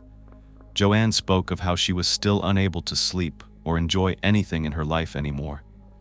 Joan couldn't stop thinking about the horror that Adrianne had experienced. In Joanne's eyes, Sarah had given the death penalty to someone who only wanted to be her friend. Tony told the court how Adrianne's life had started to turn around when she got to East Moline. For the first time in a long time, Adrianne seemed happy. Tony never let an opportunity go by for him to tell his daughter how much he loved her, and he said her smile made him feel complete. For Tony, Sarah had taken everything away from him, and her punishment should be no less than the maximum. Then it was Sarah's turn to address the court. She expressed remorse, but she never admitted to the murder. She said she was so good at not feeling anything in her life that she felt nothing as Adrianne died. Judge Taros told Sarah that she didn't care about anything following the murder. All she cared about was covering her tracks. She was cold and callous and was never going to change. In the end, Sarah received 48 years imprisonment with 3 years of mandatory supervised release on a first-degree murder charge, plus 5 years for the concealment of a homicidal death. This was to be served consecutively, totaling 53 years in prison. Of course, Sarah filed a motion for her sentence to be reconsidered, but it was denied, and I'm glad. This wasn't the last time she tried to appeal and do all kinds of things. None of them worked.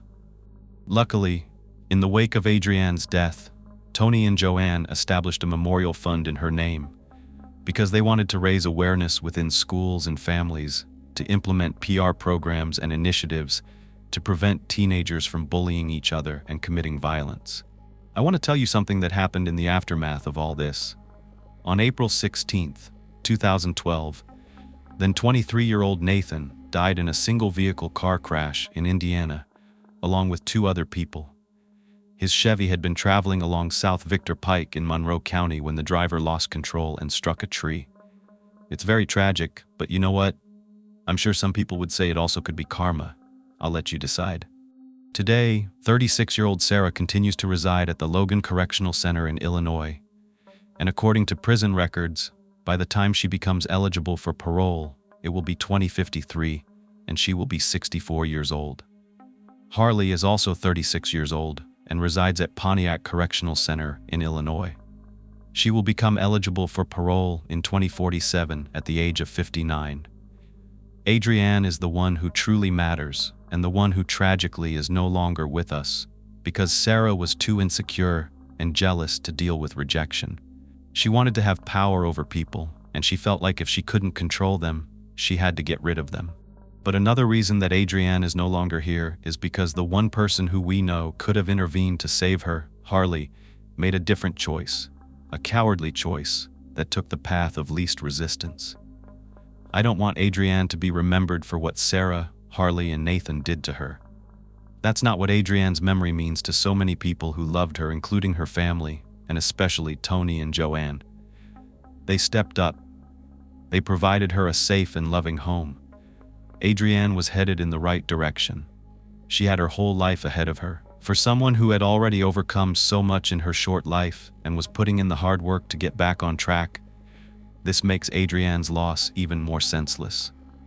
Her spirited personality, her eagerness to make friends and connect with people on a genuine level, and the determination to make something of herself are the traits I want you to remember her for, and what her loved ones will never forget. Tony keeps a photo of his daughter in his vintage Mustang, a 1966 model that replaced the car that Adrianne loved so much. Her spirit also lives on in Tony's poetry. In closing, I'd like you to stay and listen to Tony's words in a poem that he wrote to remember his daughter. You played the hand you were dealt. Even though it wasn't good, you held on to it and did the best you could. You were dealt to be my daughter, I was dealt to be your dad. No matter how the game turned out, you're the best hand I ever had. Imagine going about your daily life, unaware that someone is watching, following, stalking you, someone with sinister intentions. They hide in the shadows, completely unseen. You have no idea how much danger you're in until it's too late. That's exactly what happened to one teenager from Kansas. This is her story. Jodi Sanderholm was born on September 26, 1987, in Arkansas City, Kansas, in Cowley County. Arkansas City, Kansas has a population of around 12,000 people as of now.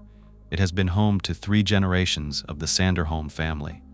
This city is approximately 1 hour from Wichita, Kansas, and near the border of Oklahoma. Arkansas City truly is a small town, and it's all about that friendly, close-knit community feel. Many residents own their homes and remain in Arkansas City their entire lives, which contributes to a sense of stability and long-term connections among the residents. It definitely has its own little city vibe, but surrounding it, you'll find a lot of green, open spaces, as well as rivers to the west and south. The Sanderholm family consisted of Jodi's parents, Brian and Cynthia, who went by Cindy. She also had an older sister, Jennifer, who was 4 years older than her, and an older brother, Jason, who was the oldest at 6 years older than Jodi and a couple of years older than Jennifer. But all 3 siblings were not that far apart in age, so they were all close growing up. Jodi's parents actually owned a company called Arc City Glass Company, a local establishment in town that's still around today. They install and replace any kind of glass for your home, business, or vehicle. Faith also played a significant role in the Sanderholm family's lives. They were members of the First United Methodist Church, and growing up, Jodi's upbringing was rich in faith, being close to her family, and embracing community values. Cindy Sanderholm described her daughter Jodi as a dream child. According to her, Jodi was an extraordinary child who rarely cried as an infant. As she grew up, Jodi continued to exhibit exceptional behavior. She was incredibly organized and meticulous, which was evident in every aspect of her life, especially when you looked at her bedroom. Her room was always kept very neat, with everything in its place. Unlike her peers, Jodi avoided discipline and never faced any punishment because she would go out of her way to make sure she wasn't breaking any rules. In fact, Cindy and Jodi were more like best friends than mother and daughter. They shared a deep connection and told each other everything. Their constant communication made them inseparable, and the respect Jodi had for her parents was obvious in her good behavior. Jodi was known for her reliability and dependability. She always followed through on her commitments, and she was level-headed, able to make rational decisions even under pressure. Her friends trusted her implicitly and would turn to her whenever they needed anything because of how responsible she was. Jodi's mother was a dancer, and like her mother, Jodi possessed a deep love for the art. As Jodi got older, she had the opportunity to attend Arc City Dance School. Her instructor there was her mother's former dance partner, Terry Schroeder. Jodi's talent was undeniable. It was like she was born to dance, and she truly captivated the audience. Her graceful movements and impeccable balance made her seem like an angel gliding across the stage.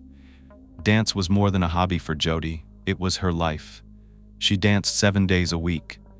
Jodi's passion for dance was evident in every movement she made and radiated from every part of her being. It was where Jodi found her identity. She was a dancer. Those who witnessed Jodi's talent couldn't help but be drawn to her. She was mesmerizing to watch. Jodi met her best friend, Lori Leglider, when they were in 6th grade. They went on to attend Arkansas City School for high school and became inseparable. As freshmen, Jodi and Lori auditioned for the high school dance team, the Purple Paws, and they were both selected. The team would perform at the school's football games that year. Only 4 freshman girls made the team, and Jodi and Lori were 2 of them. The girls on the team formed a sisterhood, supporting and caring for one another. However, like any siblings, they sometimes fought like sisters too. Despite their disagreements, they all deeply loved one another and formed a very close bond. Jodi was named captain of the Purple Paws during both her junior and senior years. This honor was bestowed upon her because she was the most responsible and down-to-earth among her teammates. She possessed qualities that made her an excellent leader, such as her ability to listen to others and remain calm in challenging situations. When Jodi reached her teenage years, she began teaching dance twice a week at Arc City Dance, the same dance school she attended as a young girl. In addition to her position at Arc City Dance, she also taught at the Universal Dance Association, where she was both a dancer and an instructor. Jodi often had the opportunity to travel around the state for competitions. However, her father, Brian, always worried about Jodi. Brian always felt better when Jodi was close to home. She was a small-town girl, and he just wanted her to stay close by. Jodi graduated from Arkansas City School in 2006 with numerous accolades and honors. One of the recognitions she received was being named Best Dressed in her senior class. In addition to her fashion sense, Jodi was an exceptional student academically. She was a member of the National Honor Society and was recognized by a number of esteemed organizations. Jodi was named a Kansas Board of Regents Scholar, a prestigious honor granted to students with outstanding achievements. She was also named a Kansas State Scholar, highlighting her exceptional academic performance. If that wasn't impressive enough, Jodi was also recognized as one of the most outstanding physics students of the year. Topping off an already impressive list of her awards, Jodi found herself among only one of 4 Victorians of her graduating class. The decision was easy when it came time for Jodi to go to college. Of course, she was going to go, and with a full dance scholarship. Jodi had the opportunity to attend CI College, which was just a short drive from her house. At CI College, Jodi was a dance team member of the Tigerettes, and Jodi's best friend Lori also received a scholarship and decided to attend CI College along with Jodi. They were both members of the Tigerettes dance team. Their days were filled with dancing on the sidelines and halftime shows during the football games, and they also had the opportunity to perform at various events around the community, providing entertainment whenever it was needed. Jodi embraced her role as a Tigerette wholeheartedly. She was living her dream. But of course, she had a lot more she wanted to achieve. While attending CI College, Jodi was pursuing her studies in pre-pharmacy, her ultimate goal being to move to Dallas, Texas, where her boyfriend, Kolb Williams, resided. Now, Kolb was a student at the University of Texas, and when Jodi shared her plans with her best friend, Lori couldn't help but feel a mix of emotions. She was really sad to see Jodi leave, but she was also genuinely happy for her and wanted to see her reach all of her goals. That's really hard because they had been by each other's side since they were so little. But Jodi and Kolb had also been an item since middle school, and everyone thought they were an adorable couple and in love. Throughout high school, they went on countless dates and attended every homecoming dance and even prom together. As time passed, the relationship became more serious, and they started discussing getting married.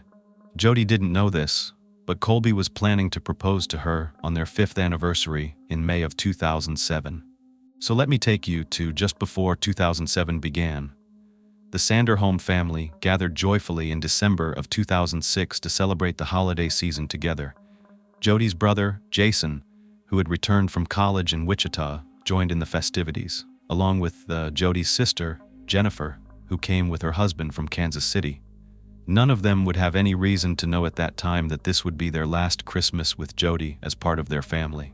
The new year came, and on January 5, 2007, Jodi and her dance team, the Tigerettes, began their routine dance practices at the W.S. Scott Auditorium in CI College as usual. The session started around 10 a.m., and after dance practice ended about an hour later, Jodi and Lori decided to stay behind and practice a new dance move on their own. They wanted to prepare for the halftime show, which was going to be the following day. Jodi had choreographed a dance for the event and wanted to perfect her skills with Lori before the big performance. As their private session came to an end, Jodi and Lori decided to visit one of their high school friends, Morgan, to help her prepare for a different day dance competition later that night. So Jodi informed Lori that she was going to drive home, shower, and then head over to Morgan's house. Now, Jodi's mode of transportation was a black 2003 Dodge Stratus. She loved her car. It was one of her prized possessions, and she even had a personalized license plate. She was super particular about anyone driving her car because of her personal attachment to it. But back to Jodi. Before she left the college, she got a call from her mom, Cindy. She asked if Jodi wanted to go get lunch with her, but Jodi actually declined. She explained that she had other commitments. She told her mom she was going to stop by the Subway sandwich restaurant, get a sub, before heading home to take a quick shower, and then meet up with Lori. Sometime after that, she planned to drive to her sister Jennifer's house, but she told her mom that she would be home for dinner. After hanging up with her mom, Jodi and Lori said goodbye to one another in the parking lot as they were walking out of the auditorium. As they crossed through the parking lot to their vehicles, they exchanged a friendly, "I love you," before parting ways. When Lori got into her car, she did notice that Jodi was just sitting behind the wheel and not backing out. So Lori, being the good friend she is, wondered if everything was okay. She pulled her vehicle right beside Jodi's Dodge and kind of gave her a look saying, "Is everything all right?" Jodi smiled and waved at Lori, seemingly indicating that everything was just fine. So Lori waved back and then left the parking lot. Jodi followed a very particular and predictable routine. She would do the exact same thing every time she got near her house. She would drive right up to the road her family lived on, 14th Street. But before she made that turn down that dead-end road, a road that only had a few homes on one side and thick brush on the other, she would pull up to a row of mailboxes on the street. She would stop here and get all of her family's mail. After that, Jodi would turn down the gravel road they lived on, pull into their driveway to park her car, and then, once inside, she would toss all the mail on the counter. That's how everyone would find it every day. Then she would shower and eat lunch. It was like clockwork. That afternoon, Jodi's mom was at the family business, which was only a 5-minute drive from their home. She called Jodi a little later to check in with her, but she didn't get an answer. Thinking Jodi might be in the shower, she decided to wait and call back a few minutes later, but she still did not get a response. At this point, she was worried, so Cindy called her other daughter, Jennifer, in Kansas City, and asked if Jodi had gotten there or gotten in touch with her, to which Jennifer said no, she had not. So Cindy told her to call Jodi and see if she could get in touch with her. Since Jennifer was pregnant and actually 2 days overdue to have her baby girl, Cindy believed that if Jodi was going to answer the phone for anyone, it would be Jennifer. Jodi was eagerly looking forward to becoming an aunt, and Cindy thought that Jennifer's condition would prompt Jodi to answer her call. However, when Jodi still didn't answer, Cindy got really concerned. She worried that something was wrong. Jodi's silence was uncharacteristic, and Cindy's worries intensified. Some may be surprised by how quickly parents worry about their children, but this is not uncommon, especially when their child has a predictable routine and always answers their phone. Cindy called her husband, Brian, and told him that Jodi wasn't answering her calls. Brian did his best to reassure her that their daughter was okay, but Cindy had a bad feeling that something was wrong. So Cindy decided to leave work early. She headed home, and as she pulled up to the house, her heart sank. Jodi's black Dodge Stratus was not parked in its usual spot in the driveway. It had been a little while since Jodi had spoken to her mom, so she thought maybe Jodi had come home, taken that quick shower, and already left to meet Lori at Morgan's. Well, upon entering the house, Cindy would get her answer. She noticed more signs that Jodi had actually never made it home. First of all, there was no mail inside the mailbox when Cindy checked it before pulling into the driveway, but it wasn't on the counter either, where Jodi always tossed it. Secondly, Cindy checked the shower. It was completely dry. No damp towels were left around either. So Cindy thought this meant that there was no way Jodi could have come home, because the entire reason she planned to make the stop before going to Morgan's was to shower, and she clearly hadn't.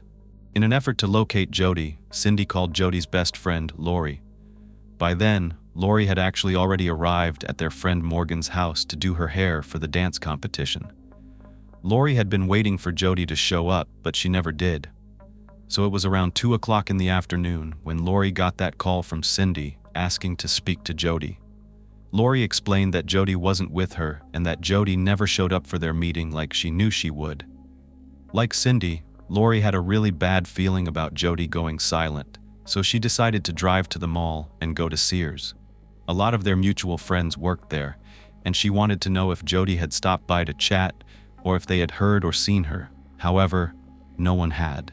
Cindy was still hoping that someone knew where Jodi was, so she tried calling her former dance partner, who was Jodi's dance instructor at Arc City Dance, Terry Schroeder. Cindy hoped that Terry had seen Jodi or that Jodi had stopped by the dance studio. However, during their conversation, Terry informed Cindy that she hadn't had any recent contact with Jodi. Since Terry knew Jodi quite well and knew that she always kept to a strict schedule, she also began to worry. Jodi's sudden disappearance was uncharacteristic, as I had mentioned, and she usually informed others about her whereabouts and her plans. Soon, it was already after 5 p.m. The sun was starting to set, the sky was gradually turning darker and the weather colder. A sense of unease began to settle among all the people who loved Jodi. The knowledge that she still had not gotten in touch or shown up anywhere brought fear and concern to everyone around her. At 6 o'clock that evening, Jodi's father, Brian, arrived home. Brian and Cindy were consumed by worry for their now missing daughter. They knew that every moment that passed meant Jodi could be in more danger. With heavy hearts, Brian and Cindy made the decision to gather their strength and contact the authorities. It was time to report Jodi as missing and seek help in finding her. The thing is, sometimes when parents report their older teenage children missing, and Jodi was 19 at the time, the police may not take them seriously. They might assume the teenager just ran away on their own. However, when the Arkansas City Police Department Chief, Sean Wallace, answered and heard that Jodi was missing, he knew there was cause for concern. One of Sean's 4 sons had graduated high school with Jodi, and Sean knew the Sanderholm family very well from their business in town. He quickly called for an officer, Lieutenant Mark Masson, to be dispatched to the Sanderholm residence to meet him there, so they could both speak with Jodi's worried parents. Upon their arrival, they did a preliminary check around the home and jotted down notes about Jodi from Cindy and Brian. They looked in Jodi's room, where all of her belongings were neat, nice, and in order. Nothing appeared to be out of place. While looking around the home, Cindy explained that the shower and Jodi's loofah were dry, even though she had said she was going to take a shower as soon as she got home. With no sign of Jodi or her car anywhere, Wallace and Masson began to suspect that Jodi may have gotten into a car accident. Perhaps she was in a ditch somewhere. That was another possibility they considered. Maybe she had run out of gas, but she had a cell phone, so she would have called them. Even though it could have died, something could have happened, but it seemed unlikely. Finding Jodi as soon as possible was crucial, so the chief immediately released information about her missing person case over the local radio. By doing so, he hoped to have as many eyes as possible searching for Jodi and her vehicle. A full-scale search began that night in response to the officers' alert. The Arkansas Police Department and surrounding agencies embarked on a very extensive search effort. From that moment forward, officers drove down every street, checked every alley, and meticulously looked in ditches, hoping to find Jodi or her car. However, despite their best efforts, the search team was unable to locate Jodi or her black Dodge Stratus. The Sanderholm family sat around all night, wide awake and worried about Jodi's whereabouts.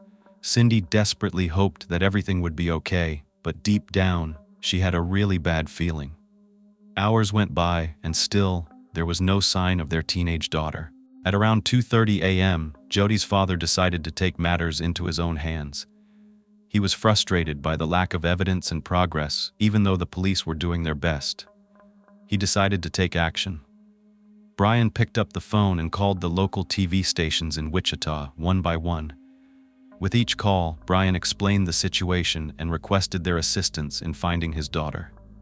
He emphasized the importance of getting the news out to the public as soon as possible, hoping that someone might have seen or heard something that could lead them to Jodi. Jodi's sister, Jennifer, was stuck in Kansas City, still waiting to give birth any minute. She had been informed of her sister's disappearance, and because she couldn't leave, she sent some of her friends to Arkansas City to gather information for her. She asked them if they had seen Jodi. One of Jennifer's friends claimed she did see a car that matched Jodi's, and it was driving east, kind of out of town, but there was little else Jennifer could gather about her sister's whereabouts. She was still holding on to hope that Jodi was okay. Even if Jodi had been injured in a car accident and was unconscious, at least she would still be alive. But there were things I'm sure her family worried about. Jodi was beautiful, fit, and lively, drawing a lot of male attention, even if it was unwanted. Unfortunately, these factors naturally made her a target, like other women. But you never think anything would happen to your own sister, family, or friend. A friend of Jodi's named Carrie Morris contacted the police after she realized Jodi was missing. She reported seeing Jodi in her car driving along US 166 just outside of Arkansas City. This matched what the other person had said too. According to Carrie, she waved to Jodi, but Jodi never waved back, which she thought was odd. Carrie also mentioned that she believed there was a man in the car with Jodi. Initially, she thought it was Jodi's boyfriend, Kolb. However, she noticed that the man seemed bigger than Kolb, so she began wondering who it could have been. Carrie said that after passing Jodi, she called her phone but received no response, which was unusual considering they had done this on previous occasions, passing each other and then talking on the phone. At the very least, Jodi would have said something, but Jodi didn't even wave back. The detectives investigating Jodi's disappearance were faced with the possibility that she had driven to Dallas to visit her boyfriend, Kolb, which could account for her sudden disappearance. However, when a search was conducted in Jodi's room, it was discovered that all of her clothes were in place. There was no evidence that she had packed a suitcase or anything for the trip. One of the detectives sought the opinion of Jodi's mother regarding her daughter's relationship with Kolb. They wanted to know if Kolb had any issues with Jodi, perhaps jealous tendencies, or if they were having problems in their relationship. Jodi's family explained that Kolb was away at college, and they'd known him since middle school. He and Jodi's relationship was just fine. However, not everything is always what it appears to be on the outside. We know that all too well. So the Arkansas City Police decided to contact Kolb by phone in Dallas, and he informed the officers that Jodi was not with him, but he was very worried about her going missing. The officers arranged for Kolb to drive from Dallas to Arkansas City, where they planned to conduct a formal interview. The detectives believed that speaking with Kolb in person would give them a better understanding of things, like his body language. Kolb expressed genuine concern for Jodi's safety, but the detectives remained uncertain about whether he was involved in her disappearance. To ensure that Kolb was indeed in Dallas as he claimed, they subpoenaed all of his cell phone and credit card records. These records confirmed Kolb's location and provided insight into his movements in the days before Jodi's disappearance. Kolb's records were returned to detectives, and they revealed he was not making any calls that hit off any towers close to Arkansas City. This was between the time that Jodi went missing and his credit card statement showed he was using his card in Texas. Along the way from Texas to Kansas, he was using his car while driving at various locations, so the detectives cleared him from suspicion. He was not in town at the time that she went missing. Everyone in this close-knit community banded together in a search for Jodi Sanderholm. The concerted community members took various actions to assist in the search. Worried residents distributed countless flyers with Jodi's picture, making copy after copy of them. They went all around town, dropping them off in various stores and putting them up on telephone poles. These flyers described Jodi as 5 feet 3 inches tall, weighing 105 pounds, with brown hair and brown eyes. They also provided details about her last outfit. She was seen by her friends at dance wearing a black leotard, gray cut-off sweat shorts, a black and red Cali College dance line jacket with the word Tigerettes on the back, and her name, Jodi, embroidered on the front, along with a pair of blue flip-flops. In addition to distributing the flyers, people tied pink ribbons on the trees throughout Arkansas City to honor Jodi. The ribbons served as a reminder of her and as a symbol for everyone in the community to come together and support her family during this difficult time. To help the Sanderholm family, friends and relatives brought over food and comforted them during this challenging period while they waited to hear news about Jodi's disappearance. All the dance classes at Ark City Dance were canceled, and instead, nearly 200 people showed up to Ark City Dance to hold a candlelight vigil for Jodi. Everyone in Arkansas City was shocked that a young woman, only 19 years old, and with so much ahead of her, could just vanish into thin air. During school lunch periods at Arkansas City School, students actually raised money to help feed the police officers and the first responders searching for Jodi. Other people in the community raised money to search for Jodi by selling stickers and t-shirts. Teenage girls were living in fear. They were worried that this could happen to them.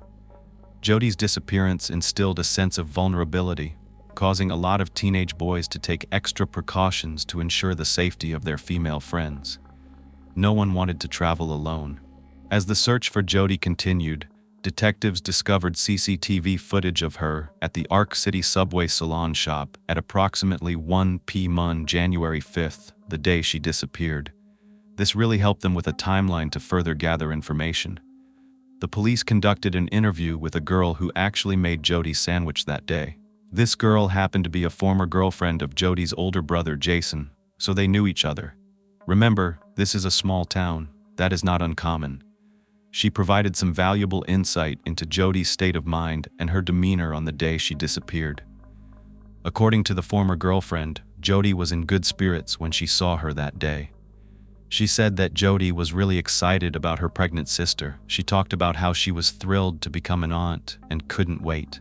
With Jodi's disappearance making headlines across Arkansas City, the police department was inundated with tips.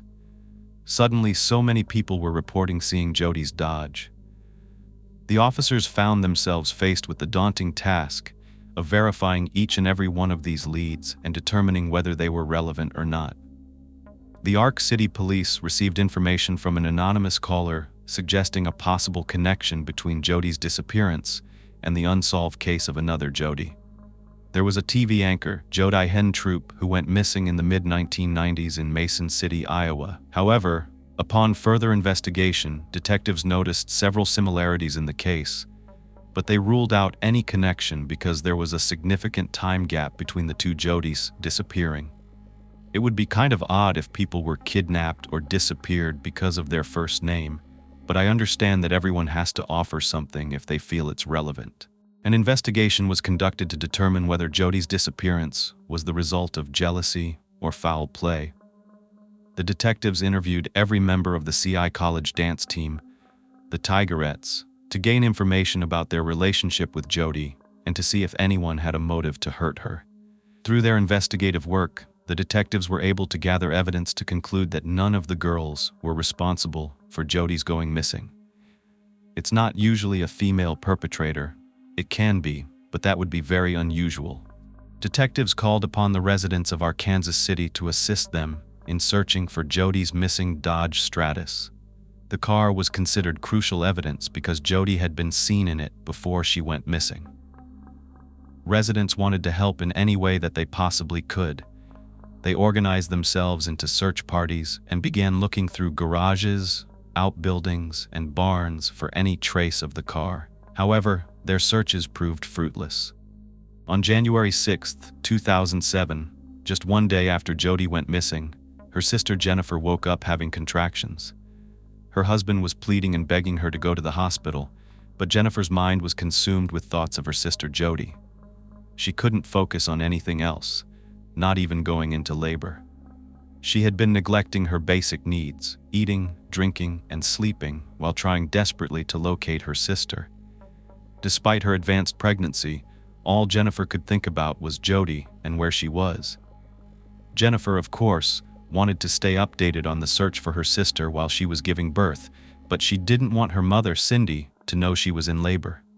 She knew it was going to be so important for her mom to remain in Arkansas City and search for Jodi rather than drive to Kansas City to be with Jennifer.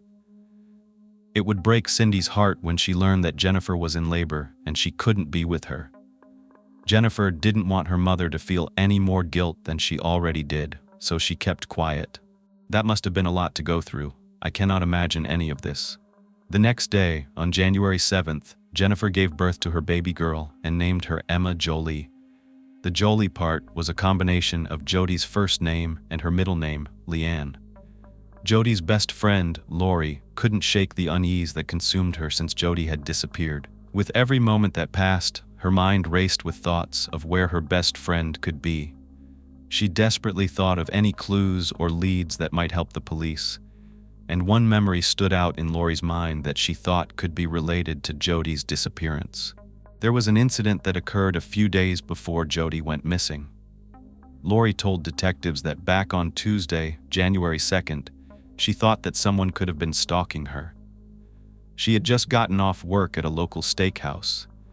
It was around 10 o'clock that night when she noticed there was a light blue Cadillac in the parking lot, kind of driving around the restaurant. Then, when she got in her car, she realized it was behind her, following her home. At first, of course, she wasn't going to jump to conclusions, but after a few blocks, Lori decided to test this vehicle's behavior. She started to intentionally make random turns, go down different streets, stop, and try to see if this car kept up with her. To her surprise, the Cadillac mirrored every one of her actions, which of course made her even more concerned. She was scared and didn't know what was happening. So she decided to do something clever. She drove straight to the local Ark City Police Department, and the Cadillac continued to follow closely behind her. This made her even more concerned, so she pulled into the police department parking lot. She didn't want to get out of her car and didn't want to leave. Instead, she remained inside and waited to see if the Cadillac would pass her. She told detectives that she thought it was really strange. She was scared and just remained in the police parking lot for several minutes, making sure the Cadillac was gone. However, after waiting and not seeing the vehicle any longer, Lori decided to return home. She went through the back roads, and again, out of nowhere, the same car was tailing her. So she made it back to the police station, and this time she stayed even longer, making sure the car was completely out of sight. When she left again, this time she wasn't followed the rest of the way home. That is really terrifying and scary, and despite being as scared as she was, she did not report this incident to the police because in her mind, she really wasn't sure if this was some kind of prank or if she was just being overly paranoid. But now she wasn't so sure because, as Lori reflected on that incident, she recalled that she saw that same exact vehicle in the college parking lot on the morning of Friday, January 5th, the day that Jodi disappeared. However, there was one crucial difference from the previous encounter. This time, Lori had a clear view of the driver, and she told detectives she knew who it was when she saw him that day. It was a fellow Arkansas City native, 23-year-old Justin Thurber. Lori knew exactly who Justin was, even though he was not in their circle of friends since he was a few years older than them. She recalled that back when she was in the 8th grade, Lori's older brother had some friends over, and one of them was Justin. Throughout Justin's time at her house, Lori felt uncomfortable because he would just sit there and stare at her. which made her feel really uncomfortable and weird to the point she asked her brother to make him leave. Knowing she had that encounter with this driver of the blue Cadillac that she knew was following her a few nights before this, and now she saw him in the parking lot where they were having their dance practice. Knowing Justin was creepy, Lori figured she would let detectives know. She provided them with his name and a description of his vehicle. It was actually only 10 hours after Jodi was last seen, at approximately 10 p.m. on the night of January 5th, that Lori came forward with this information about Justin. Right afterward, an officer went over to his home. He lived with his parents at the time. Upon reaching the Thur residence, the officers noticed that the house was only 4 blocks away from where Jodi's family lived. It was a 2-minute drive on the same street, 14th Street. He lived at 1229 North 14th Street. Initially, Justin denied even knowing Jodi or, of course, having anything to do with her disappearance. Justin also denied ever being in Jodi's vehicle, since that one person had witnessed a guy beside her on January 5th. However, upon further questioning, he finally admitted to seeing her around town, but insisted he did not know her personally. He just knew of her. Justin also had an alibi for the day that Jodi went missing. He said he was actually out of town in Winfield, which is a 20-minute drive a couple of towns away. He met up with some friends, and they were driving around town in his friend's vehicle when it veered off the road and got stuck in the mud near a place called Cedar Vale, which was about a 40-minute drive from Arkansas City. According to Justin, an argument broke out between him and his friends, and he decided to leave the group. He claimed he walked for some time until he got to an area where his dad could pick him up off of US Route 166. But what detectives thought was strange was, then how did your car end up back in the driveway at home? He told them that one of his friends picked it up for him and brought it back. Justin was asked to provide the names of the guys he was with that day, and he did. The detectives took note of them so they could be called for interviews to confirm his alibi. However, Justin's father, Kevin Thurber, did corroborate a portion of the alibi. He said that he did pick up his son a few miles from Sea State Fishing Lake, which was about 17 miles from Cedar Vale, and that's where Justin said he left his friends. That was about a 19-minute drive from Arkansas City. While investigators checked on all this information, they got a report of where Jodi's phone pinged last. It was off a tower near a very vast nature preserve called the CA Wildlife Area that I mentioned earlier. It consists of over 4,000 acres of land, dense forest, muddy riverbanks, man-made wetlands, and open fields. It's not a place that Jodi would be going, and we know that that day she had plans with Lori to be at their friend's house. The CA Wildlife Area is about 6 miles away and not anywhere she planned to be. This was concerning, but it also gave them a location to pinpoint and start searching for Jodi's vehicle. They had planes flying overhead to see if it was abandoned somewhere, but there was no sign of the Dodge Stratus. They knew that searching this vast area would be quite an undertaking, but it was the last known location they had for Jodi, or at least her cell phone. But there was something else, a bigger reason that they thought the CA Wildlife Area needed to be their focus. After detectives spoke with both Lori and Justin, they became very suspicious of him. Eventually, they were able to get in contact with his ex-girlfriend, Alexis Schwartzel, and they interviewed her. She explained that she and Justin had been in a relationship for over 3 years, but she just ended it the year before, in 2006. According to Alexis, Justin exhibited abusive behavior towards her, especially during sex. In her experience, Justin was unable to even become aroused unless he inflicted violence on her, such as choking or violently pulling her hair. As this obsession of his seemed to progress, it got worse. In order for him to climax, it had to be more and more intense, and that was a cause for concern. But remember, the CA Wildlife Area? While Alexis informed the detectives that Justin talked about that area before they had been there, he really liked this expanse of rugged terrain. It held a particular allure for him, not just because he liked the outdoors, but there was one disturbing piece of information that Alexis shared with detectives.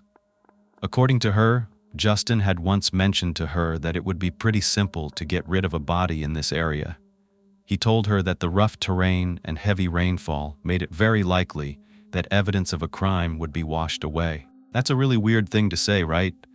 I mean, detectives thought it was coupled with his propensity for harming females, especially in a sexual manner. All the signs pointed to Justin at this point. Alexis even drove with one of the detectives out to the CA wildlife area and showed them a dock where she and Justin had once gone, and it was around that area that he made that comment about it being a great place to dump a body. This information about Justin's preoccupation with the preserve piqued the interest of the detectives, so they began focusing their search for Jodi in that area.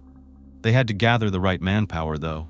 Meanwhile, in order to gather more clues connecting Jodi to Justin, the detectives requested CCTV footage from the parking lot of CI College to search for images of Justin's blue Cadillac. They also ran a background check on him and began interviewing people who knew him. When questioning former classmates and acquaintances of Justin, they were informed that, as a child, he was bullied a lot. The other children actually gave him the name Monkey Boy, and this was due to his prominent facial features. Then, while in high school, Justin did have a brief experience on the Arkansas City High School football team, but it was short-lived. His favorite recent pastime was actually playing bingo with his mother. It didn't seem that he had much of a social life, and we know his girlfriend had recently dumped him. As a matter of fact, one of Justin's childhood friends was Justin's ex-girlfriend's brother, Jason. I hope that's not confusing. His ex-girlfriend's brother. They were friends, and when he was interviewed, he described Justin as a bully. Jason claimed that there was one time when he and Justin were just driving around, and there was this child that walked in front of them. For some reason, Justin got angry that this child was walking too slowly. So he got out of his car, took off his belt, and chased this poor child down the street, actually starting to whip him. Jason, shocked that his friend was doing this, jumped out of the car and of course stopped Justin from attacking this poor child. According to Jason, this wasn't a one-time incident. There were at least, in his recollection, 2 other times that Justin had acted violently in front of him. He said it was Justin's bullying that ended their friendship. As adults, when Jason's sister Alexis started to date Justin, he stayed as far away from him as possible. He wanted nothing to do with Justin. Another person, Pat Thomas, one of Justin's neighbors who lived right across the street from him his entire life, claimed that Justin terrorized everyone in their neighborhood. According to Pat, there were instances where Justin would go into her backyard without her permission, and when she would yell at him to leave, Justin would just stare at her without any response. And other people said, when they watched Justin taking his shirt off and pacing outside of his house, yelling and screaming, it was like a normal occurrence. He would do this to intimidate people, kind of like puffing up his chest and just walking around, yelling and screaming and acting tough. Strange, but it gets stranger and it gets worse. Since Justin was a teenager, he had a reputation for being creepy around women. We already heard this from Lori, but this reputation followed him from his teenage years into adulthood. When Justin was only 13, he shared with a friend that he actually frequently peeked into Jodi and Jennifer Sanderholm's bedroom window while they were getting dressed, and he also watched them while they were swimming. At the time, Jennifer would have been around 12 years old, and Jodi would have just been 9. This shows you that not only was he committing peeping and even stalking behavior, but specifically in regard to Jennifer and Jodi. To make matters worse, Justin claimed that he continued to spy on Jodi's sister, Jennifer, when she was a teenager. He confessed to watching her when she was working at Blockbuster, so it seems like he had this fascination with the Sanderholm sisters. With Jennifer out of the picture, married and now in Kansas City, it looked as though Justin may have increased his focus on her younger sister, Jodi. Another Tigerette who danced with Jodi, her name was Elizabeth Rush. She recalled an incident on January 4, 2007, the day before Jodi's disappearance, while leaving practice. She saw Justin's blue Cadillac exiting the college parking lot. It also turned out that Justin had a prior criminal history that included robbery, theft, drug possession, reckless driving, all kinds of traffic infractions, and driving without proof of insurance. Just that month, on January 1st, Justin was arrested for impersonating a police officer and for disorderly conduct. However, during Justin's arrest, he was sitting in the back of the cop car, complaining, like holding his chest, acting like he was having a heart attack. The police have a responsibility. They will be liable if anything goes wrong, medically. So they took him to the hospital instead of jail, even though they suspected that this was all fake. For some reason, after he was discharged as a patient of the hospital, he was not rearrested. Back in 2004, he was arrested and charged with being in possession of an illegal substance. He was released and then put on probation, but just 3 months later he violated that probation and committed theft, so he was arrested again. But it seems like somehow he always found his way out of trouble. It's said that his uncle was actually a Cow County police officer, so maybe he had some legal help of some kind, but it didn't keep him from getting into trouble. Less than a year later, in October of 2005, he was once again arrested for disorderly conduct, but he didn't stay in jail for long. He was out again and just months later arrested for petty theft and again possession of illegal substances. Between 2005 and 2006, Justin was employed at a recycling factory operated by American Waste Management Incorporated. During this time, he filed 2 workers' compensation claims. An investigator was then looking for Justin to talk to him about these so-called claims. Several months before Jodi's murder, Justin moved out of his parents' home on 14th Street and into a mobile home on US Route 166. While he was living there, he was trying to evade the workers' compensation investigator, so he removed the address from his mobile home. However, he was having a lot of trouble making his rent payment, and he got an eviction notice. He was supposed to leave by January 1st. Well, most recently, on the day before, on December 31st, 2006, less than a week before Jodi went missing, Justin was arrested for theft, but he was able to make his bail, and he was free the same day. But not for long. I told you on January 1st, the day he was being forced to move out of his trailer, he was charged with pretending he was a police officer. It's not a surprise. He clearly thought he was above the law. He even really wanted to work as a bail bondsman. Justin had aspirations of working for a man named Roger White at Morrison Sons Bail Bonds, but he was never hired. I wonder why. Well, after pretending he was a police officer, Justin was taken into custody. That was the moment he was acting like he was having a heart attack. But get this, just a few days later, on January 5th, the same day that Jodi disappeared, the bail bondsman that he wanted to work for, Roger White, received a call from Justin. He was playing cop again and claimed to Roger that he was following a wanted person, and he gave Roger the person's location. Upon further investigation, it was revealed that the person that Justin claimed to have spotted was not even the person they were looking for. It's interesting that he found time to do that when he told detectives that he was out of town, getting stuck in the mud with friends. Remember that story? But I think one of the even more interesting facts was that since December, Justin had been working at Subway, the same place where Jodi was last seen, and where Jodi's brother Jason's ex-girlfriend worked. Remember her? She was interviewed already about Jodi's demeanor on the day that she disappeared. That is a connection right there. That Subway was only about 4 minutes away from Jodi's house. She most likely frequented it a lot, or at least enough for Justin to have seen her there. But there was an even bigger connection.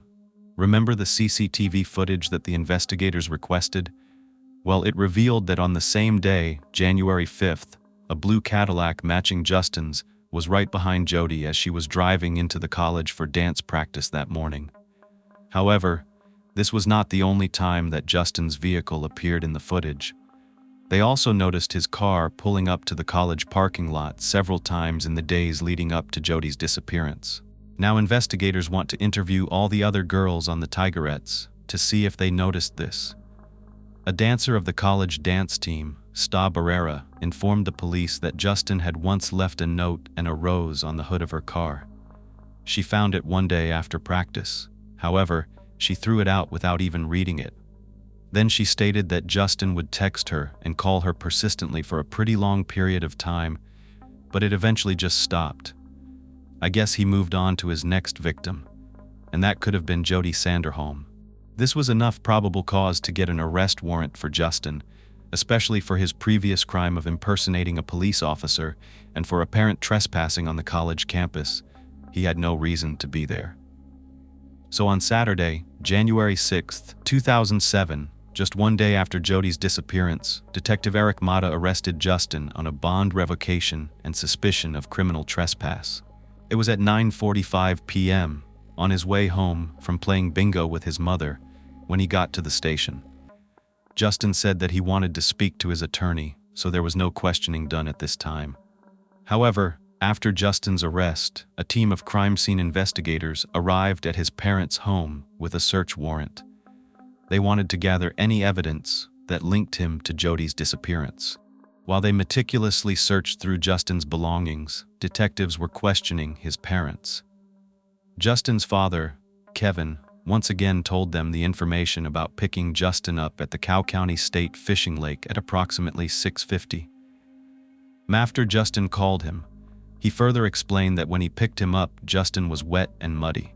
After arriving home, his dad said that he showered and did a load of laundry, washing all the clothes he was wearing.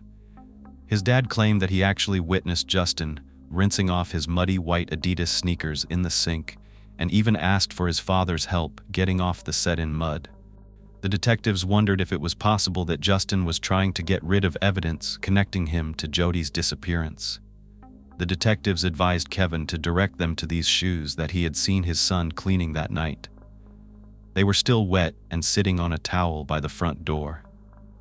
During the search of Justin's parents' house, the police confiscated several items. They collected Justin's clothing he was wearing that night, his cell phone, and they even impounded his blue Cadillac.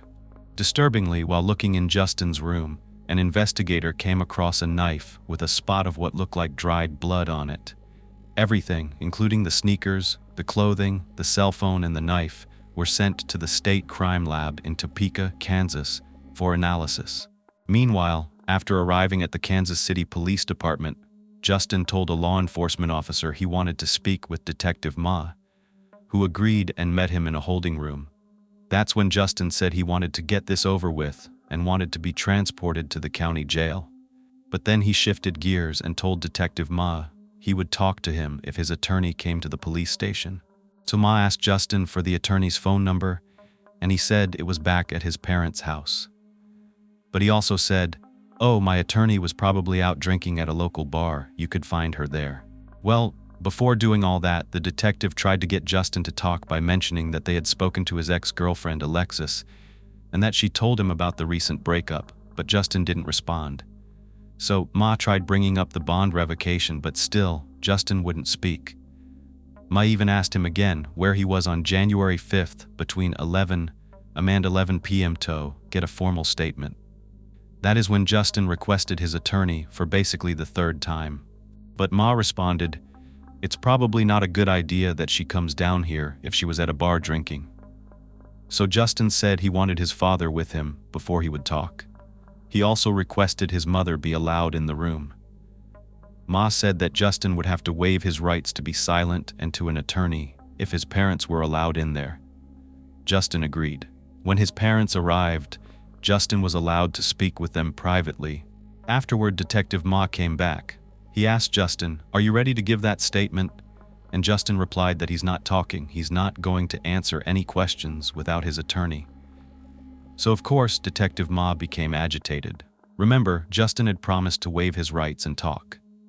He told Justin, "I am not going to be playing these games with you," and he proceeded to go through the standard procedure of taking photos of Justin. But Detective Ma was armed with some new information that he had gathered about an incident that had just occurred a month before Jodi went missing. At that moment, he decided to confront Justin with the claim that he had been stalking a woman named Nicole Topper Hayes, a former employee of Subway where Justin worked.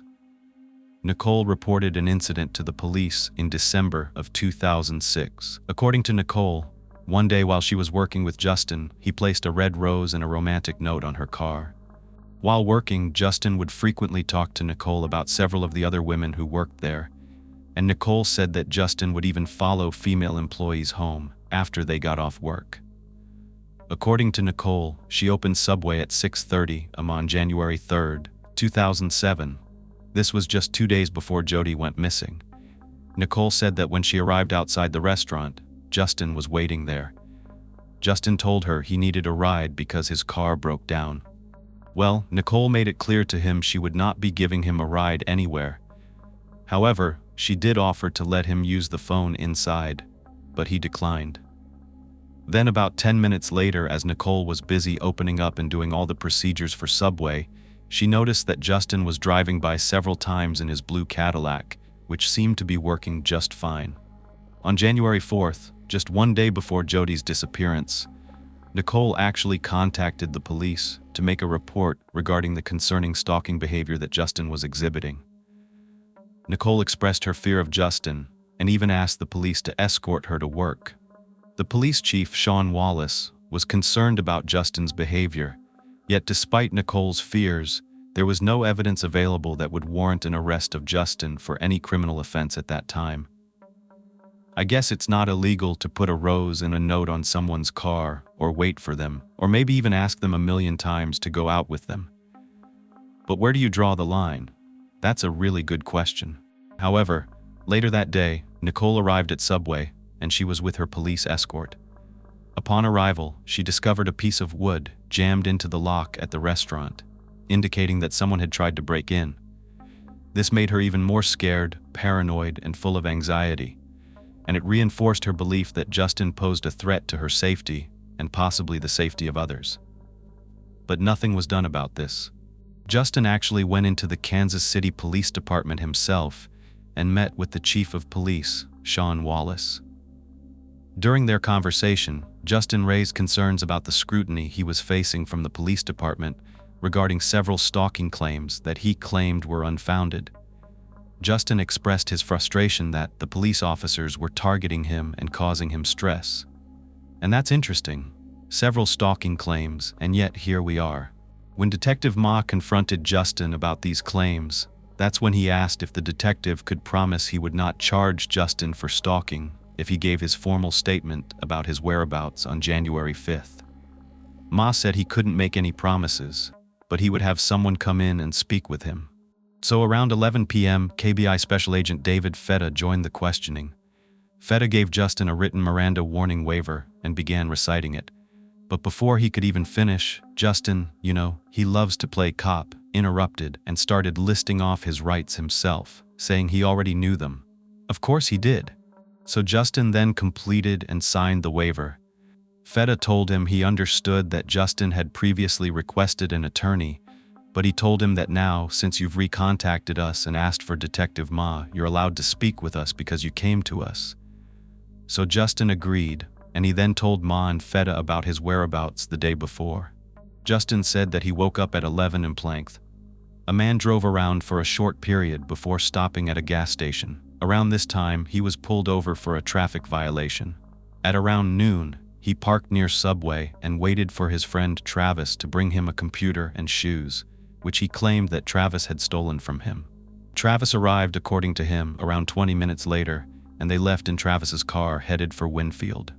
But didn't he already tell detectives that he drove his own car out there and he left it? And why was he with a guy that he accused of stealing from him? It seems odd. Well, in this version, Justin explained that they intended to meet with another individual named Matt, but he never showed up. So that's when they drove to a town called Dexter, about 25 minutes away. The car got stuck on a field access road. The two of them then got into an argument, and that's when Justin said he decided to walk home. But at this point, it's a 9-hour walk from this area. Yeah, and he tells these detectives he walked for a good 6 hours before calling his father, who eventually came to pick him up. His dad said he picked him up a little over a mile west of the county state fishing lake. Then he went to Subway to pick up his paycheck in his car. If I did the math correctly, he's basically telling detectives that Travis picked him up around 12:20 p.m. at Subway. They drove out to Winfield. That took approximately 14 minutes. They'd arrive at, let's say, 12:35 or so. Then they waited for their friend, but he never showed up. So they drove to Dexter. Well, I don't know when they left for this next stop, but it would take them around 25 minutes to drive there. So maybe we can put them arriving at around 1 p.m. or somewhere around that time. But of course, we have to account for the car getting stuck. He says he walked 6 hours and his dad picked him up at 6:50, a mile west of the state fishing lake. all this information didn't check out. It would give Justin from about 11 a.m. till about 7 p.m. to have kidnapped Jodi if he was responsible. Well, during the interview, the detectives confronted Justin with the fact that his blue Cadillac had been seen driving around the Cal College campus parking lot when the Tigerettes were practicing that morning. That means between the hours of about 10 o'clock and 11 a.m., Justin told the police his mom, his sister, and even his ex-girlfriend all had keys to his car, so it could have been one of them behind the wheel. But doesn't that seem kind of unlikely? That he's just waking up and, before he gets up, his mom, sister, or ex-girlfriend is driving his car to the college?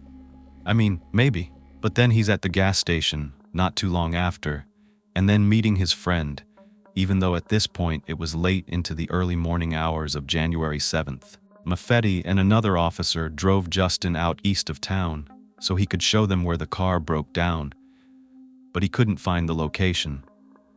So they brought him back to the station, where he then volunteered to give them a polygraph. That would all have to come later because it was around 3:30 in the morning at this point, so they ended the interview at approximately 3:50 a.m. Sheriff's Deputy Joe Owen drove Justin to the Cy County Jail to be held.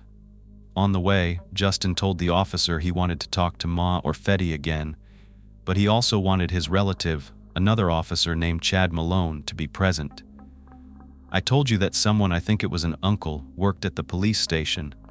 Maybe that's why he got in and out of trouble before, but it turned out Justin actually wanted to talk to all of them to report his friend Travis for stealing from him, not to offer any information related to Jodi's case, so it didn't go anywhere.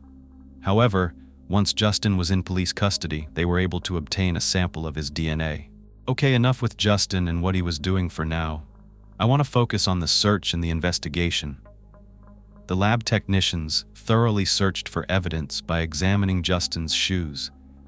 They conducted tests on the knife that they got from his room and by going through his car and his clothing, but they were not able to find anything significant. However, when a search was conducted around the Sanderholm residence, investigators came across a footprint near the row of mailboxes at the end of Jodi Street. It looked as though it could match the Adidas shoes that were confiscated from Justin's house, so they took a cast of the print. Then, detectives with the Arkansas City Police Department called in trackers to help them explore the sea wildlife area for any evidence concerning Jodi's appearance. These trackers are Ron and John Cannon, brothers who own and work for a company called Blue Line Tracking. They provide training and assistance to law enforcement agencies using proven methods and techniques to locate things like footwear impressions at suspected crime scenes. They were firefighters who, in their spare time, trained in the science and art of tracking. They were equipped with flashlights, pens, paper, tape measuring devices, and flags to mark evidence. The trackers met at the boat dock at the sea wildlife area to begin their search, and that is where Justin's ex-girlfriend had directed authorities during the interview. Upon the trackers' arrival, they were handed a photocopy of Justin's Adidas sneakers, along with pictures of the tread on the bottom and the shoes' measurements. As the trackers made their way through this wildlife area, they eventually came across several impressions along a dirt road. The trackers noticed a peculiar pattern with these shoe prints. There were actually two sets, a bigger one and a smaller one. The smaller prints were parallel to the main set of shoe impressions. They suspected that the larger shoe prints may belong to their suspect, Justin Thurber, and that the smaller ones could be Jodi's. But what was really weird to them was that at one point along the path, the smaller set of shoe prints kind of came to a stop, but the bigger prints kept going down the path.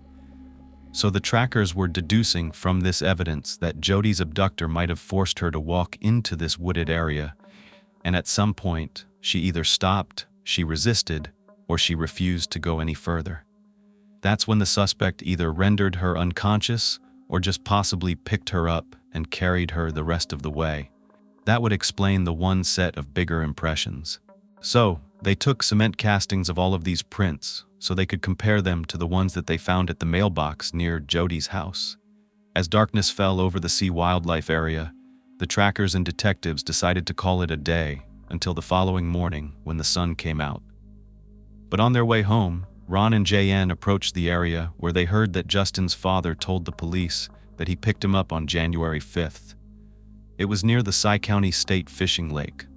On a hunch, the trackers decided to pull over and look in this area.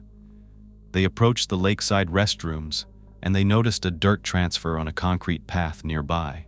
The dirt was in the pattern of a tire track, and it came up over the sidewalk, as though someone had intentionally driven their vehicle up there. This piqued their interest and their curiosity, and it made them check the bathrooms. The first stop was the women's restroom, and upon entering, they didn't find anything significant. However, when they went into the men's room, in the first toilet, they discovered mail that was addressed to Jodi's parents, Cindy and Brian Sanderholm. The tracker's attention then shifted to the second toilet, and upon closer inspection, they noticed additional items that they thought could belong to Jodi. Knowing that they might have stumbled upon very significant evidence, the trackers left the restroom and contacted detectives immediately. Now, the restrooms at the lake were actually latrines. These are chemical toilets that don't run normal plumbing. Instead, they're emptied into large tanks. So, when investigators arrived, they had to thoroughly search through these tank reservoirs filled with human waste to look for evidence of Jodi's. In addition to the mail that was addressed to Jodi's parents, they also found a pair of ballet slippers, one blue flip-flop shoe that matched the smaller impressions that they found at the wildlife preserve, a red purse with a check inside that was made out to Jodi, a wallet containing Jodi's driver's license and social security card, a vehicle floor mat, and a car seat cushion. But as they continued their search, these next few items made their worst fears more of a reality. Sadly, they discovered a black dance leotard, a pair of gray cut-off sweatshorts, and a black and red tigerette jacket with the name Jodi stitched on the front. On one hand, they knew that they were close to figuring out what happened to her, but knowing that these were the clothes that Jodi was last seen wearing meant that they were taken off her body at some point. And that is not a good sign. None of this is good. After the investigators recovered Jodi's items from the bathroom at the lakeside, they changed their search from a missing person to a body recovery. This is when the detectives decided to reach out to Jodi's family to let them know that they needed to prepare themselves for the possibility that Jodi may never be coming home. Because based on the evidence that they'd recovered, Jodi had most likely been met with foul play. Jodi's mother contacted Jodi's sister Jennifer, who had just given birth, and Cindy informed her that the investigators had found Jodi's clothing in the toilets at the state fishing lake. Jennifer was confused, and in that moment, without understanding what this really meant, she said, "So Jodi's naked out there somewhere? It's January, and it's cold." But sadly, Cindy told Jennifer, no, most likely Jodi was no longer alive. That moment, it finally hit Jennifer, and she realized her baby sister could be dead. Can you even imagine that feeling? It's heartbreaking, and yet they still don't know where Jodi is. Well, a tip came in that led them to their next big break in the case. A construction worker named Kevin Pike approached the police with information regarding a very suspicious incident that happened on January 5th. Kevin claimed he was driving a load of rocks along US 166 when a black car began following him for several miles. Remember, Jodi's car is black. Well, eventually, the black vehicle pulled ahead of Kevin and started to turn into the Sea State fishing lake. However, the car came to a complete stop really abruptly, causing Kevin to slam on his brakes. According to him, he had a clear view of the driver and the passenger through the car's sunroof because his truck was above the car. He was looking down. He stated that the driver matched the description of the suspect they arrested, Justin Thurber, and that the woman looked like Jodi Sanderholm, and she was seated in the passenger seat.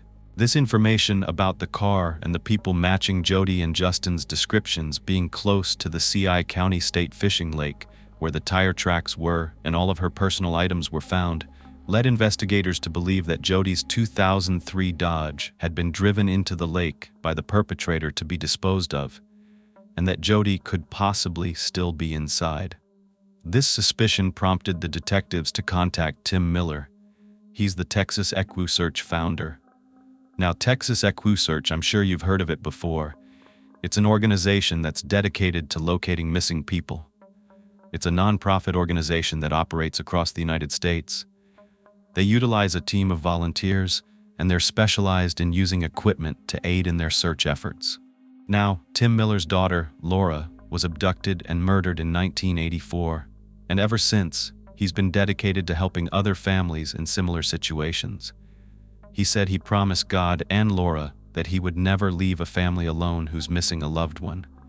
Determined to locate Jodi, Tim Miller grabbed a group of his volunteers immediately and went to Arkansas City. He was equipped with sonar equipment, and they arrived to search for Jodi's car underwater in the lake. But a snowstorm was approaching, and the search for Jodi intensified. The detectives knew that time was running out and that they were going to risk losing valuable evidence. They had to make significant progress before the storm hit. Tim Miller was preparing to embark on the lake in their boat. The team was ready to begin their search, equipped with the latest high-tech sonar system. As soon as the team left the dock, Jodi's car suddenly appeared on the left-hand side of the sonar screen that Tim was viewing from the boat. A diver was then sent down from the police department, and he verified that the vehicle was indeed Jodi's black 2003 Dodge Stratus. He confirmed this with the license plate, so they prepared to retrieve the car. Once it was above the water, it was put on a tow truck and brought to the police department for processing. At this time, they also discovered Jodi's matching flip-flop. Jodi's car had been immersed in water for 4 days, and the water pressure caused the sunroof to pop open, filling it with water and, of course, causing it to sink. Given the condition of the vehicle, detectives knew that obtaining forensic evidence from it would be very challenging. However, they understood the need to try anyway.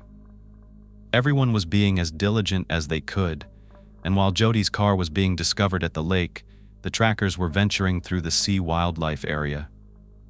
Finally, they came across a large disturbance in the dirt by a woodpile that seemed like it was intentionally stacked in a very weird manner. The trackers' curiosity piqued, so they cautiously approached the spot. Turning to the detective that was accompanying them, one of the trackers confidently declared, "I have her." As the detective walked toward the woodpile, he noticed a small hand sticking out. As they removed the pile of branches and sticks one by one, they discovered the deceased and nude body of a young female. She was in a horrific state. There were deep bruises covering her entire body. The detectives were immediately able to confirm the identity of this female as Jodi Sanderholm, and that was due to a unique birthmark on her chest, which her family had described to them earlier in this investigation. Her body was transported to the medical examiner's office in Wichita for an official identification and autopsy. Though they had only preliminarily identified Jodi, they were certain enough it was her. The detectives called to inform Jodi's parents about the discovery and that she had been killed. Her father, Brian, had still been holding on to a small piece of hope that she would come walking through the door. Knowing that she wouldn't was overwhelming. Cindy was in total shock when she heard the news that her daughter had been murdered. The revelation hit her hard, and the pain of losing her youngest child was unbelievable. For Jodi's sister, Jennifer, learning of her sister's death was very challenging because Jennifer was already dealing with hormonal changes after giving birth to her daughter, and she found it difficult to process these conflicting emotions. On one hand, she was filled with happiness and excitement. She was a new mom. But on the other hand, she was consumed by sadness over the loss of her sister. Within a matter of days, she'd experienced the most beautiful and precious moment of her life, only to have it followed by the worst news she could ever get. For Lori, learning that her best friend had been murdered left her in a state of disbelief. She never would have imagined that something like this could happen to either of them. I don't think any of us think this could happen, but we know that it can, and it never gets any easier. During the search for Jodi, the students and instructors at Arc City Dance lit candles in the front windows of the dance studio. They kept them lit until her body was discovered. Then they sadly blew them all out, signifying the loss of their hope for a happy ending. The dance studio hung a large photo of Jodi with the inscription, "May we dance together again someday." Jodi's murder had a profound impact on the community and the dance school. It became a place for everyone to come together to grieve. Pastors and counselors visited the dance school, and they spoke with students about Jodi's death. They offered guidance and support during this difficult time. Despite the tragedy, Jodi's murder also brought the town closer. People united in their shared grief and supported one another. Now, I try my best to balance telling you what the medical examiner found and being respectful of the victim. However, I do not want to water any of this down. What this monster did is too important to gloss over. It's crucial that you understand how evil he is and what this poor girl went through. A jury would have to hear it. And although I will leave out unnecessary information, I'm about to tell you one of the most horrific reports I've ever read. Dr. Obers conducted Jodi's autopsy along with a special nurse who was trained in sexual assault examinations. Injuries that are sexual in nature are often found on those parts of the body. Jodi's body was officially identified using dental records. She was bruised from her head to her toes. She had bruises all over her head, on her arms, on her torso, her lower back, her buttocks, and her legs. She had numerous defensive injuries indicating that she had fought for her life, and she fought hard. She had abrasions all over her back that were consistent with her being dragged across the ground. It was estimated that she was dragged at least 30 feet from where she was disrobed to the place where her body was found. There was evidence that she was struck so hard in the face that her neck snapped back, causing an artery to become lacerated. However, she could have still been alive, and it was the doctor's opinion that she was, considering some of the other injuries that I'm about to tell you about. They had signs of her heart still pumping based on what they looked like while she was most likely beaten and incapacitated. She was violated with a large stick, sodomized actually. There was tearing, bruising, and hemorrhaging in that area, and it was at least 2 inches deep. The other area was also impacted with wood debris. Her vaginal canal was full of sticks, leaves, and sand. These items were also found stuffed into her ear canals, packed tightly until nothing more could fit inside. The same sticks, leaves, and debris were found inside her mouth and down her throat, jammed inside. The medical examiner determined that Jodi died from ligature strangulation and blunt force trauma. The doctor's expert opinion from the evidence was that she had been repeatedly strangled manually with some type of ligature. It could have been consistent with the strap of her own leotard. There were several areas that had marks consistent with representing multiple applications of pressure, so lines across her neck in various places. The coroner stated this bruising was consistent with repositioning of the hands or ligature, and this was done in a tightening and relaxing manner as she struggled to pull away. She had been tortured, and the medical examiner estimated that Jodi was held for between 4 and 5 hours following her abduction up until her murder. Jodi's estimated time of death was around 5:30 p.m., and she was last seen at Subway at 1 p.m. Additionally, the medical examiner noted that Jodi's fingernail on her right hand was bent, indicating that she had scratched her murderer. In light of this, the medical examiner took clippings of all of Jodi's nails and sent them for testing to determine if the suspect's DNA was present. Over 2,000 people showed up for Jodi's memorial service at the W.S. Scott Auditorium and Cali College. It was a celebration of her life and was held at the place where she used to find her greatest joy, dancing. During the service, a slideshow of pictures of Jodi was played with the song "Suddenly I See." The music perfectly captured the essence of Jodi's vibrant personality. In addition to the slideshow, Dancing with Angels was played as well. The service lasted approximately an hour, leaving attendees with a heavy heart but fond memories of Jodi. However, as the service came to an end, an unexpected twist occurred. The song "Everybody Dance Now" by C+C Music Factory blared over the speakers, instantly bringing smiles to everyone's faces. It was definitely a surprising choice, but it perfectly captured Jodi's infectious spirit and sense of humor. This sudden change in tone at her memorial service caused a ripple effect among the attendees as they were leaving the auditorium. They broke into laughter, and there were smiles on their faces. It was almost as if Jodi had orchestrated that moment herself, ensuring that her memorial service would be filled with joy and happiness, just as she would have wanted it. CA College established a memorial scholarship to honor Jodi's memory and her legacy. As this investigation into her murder continued, the men who Justin claimed he was with that day came forward. and they had an alibi. He lied. Big surprise there. So no one could account for his whereabouts on January 5th. Investigators began to focus on analyzing Justin and Jodi's cell phone records. These records revealed that both their phones traveled together that day from the vicinity of Jodi's house. About 40 minutes after it's believed she was taken, Jodi's mom called her phone. The call went unanswered, yet she attempted to make a call back right afterward to her home, but no one picked up because no one was home. That was the last call made from Jodi's cell phone.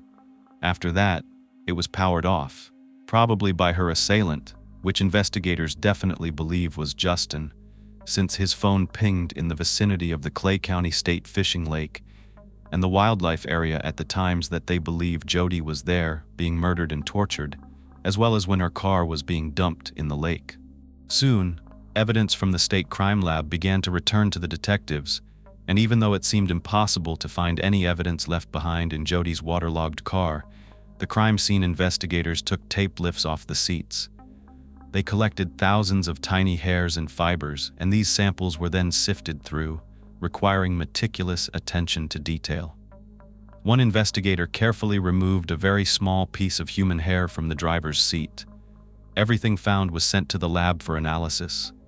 When the lab technicians conducted DNA testing on the skin cells found on Jodi's fingernails and a piece of hair discovered in her car, the test results revealed that the DNA of the skin cells and that one single hair matched Justin Thurber's. This discovery came as no surprise to anyone involved in Jodi's case, but the fact that these investigators were able to locate a single piece of Justin's hair and obtain mitochondrial DNA was surprising, especially after the car had been submerged for several days. It was truly remarkable. The detectives decided to send the cast of The Shoes to a man named Steve Koch. He was an expert with the Kansas Bureau of Investigation and specialized in forensic science. Steve was one of only 30 people with a specialization at the time for these types of foot impressions. He had studied over 1,000 criminal cases, focusing on analyzing shoe print evidence. Steve analyzed the footwear impressions at Jodi's home and the wildlife area, and he determined that approximately 50 impressions at the Kolb wildlife area matched Justin's sneakers, as did the shoe print outside of Jodi's home. Furthermore, 4 prints at the wildlife area were found to be a match to the flip-flops the detectives believed belonged to Jodi. By matching Justin's shoe print to the one outside of Jodi's home, the detectives were able to place Justin in the vicinity where her abduction took place at the time it took place. With all this evidence piling up against Justin, detectives increased his charges to capital murder, aggravated kidnapping, and aggravated sodomy. Justin was held on a $1 million bond. Ironically, Mr. I Want to Be a Cop called Roger White from the bail bond company that he wanted to work for, and he sought help securing his bail, but he was unsuccessful. The state informed the media that there was a possibility of this being a death penalty case due to the heinous and atrocious manner in which Jodi was tortured and killed. When Cindy heard from the detectives that they had arrested a man from Arkansas City named Justin Thurber for Jodi's murder, she had no idea who he was. However, she learned later that Justin had attended high school with her 2 older children, Jennifer and Jason. Cindy called her daughter, Jennifer, and told her to look Justin up in her yearbook. Jennifer, who had graduated the same year as Justin, couldn't remember much about him. Meanwhile, Darcy Swartzel, the mother of Justin's ex-girlfriend Alexis, and her brother Jason spoke out to the media following Justin's murder charges. Darcy said she was happy that her daughter and her granddaughter were safe. However, she also revealed details regarding the treatment that Justin had inflicted upon Alexis's little daughter, who was only 5 years old at the time. According to Darcy, Justin regularly tortured the little girl. He would throw her across the room aggressively, without any regard for her safety. Additionally, he would do things to upset this poor little child, like take food off her plate just to irritate her. As if that weren't enough, he would also break the legs off her dolls to make her cry. He's sick. He really is sick. Now, authorities were building their case to get justice for Jodi. Since his arrest, the detectives learned that Justin's behavior had escalated in recent years. What was even more disturbing was the number of women who had come forward, accusing him of stalking them. These women shared similarities with Jodi in terms of height, weight, and overall appearance. One woman told the police that when she was 14 in the year 2000, she was at a party and Justin tried to force himself on her. This woman said she kicked a wall and tried to scream, but Justin put a pillow over her face. Eventually, other party guests heard her screams and pushed through the door, which Justin had blocked. Michelle Hinn, a former employee of Kentucky Fried Chicken, spoke to the police about her experience with Justin.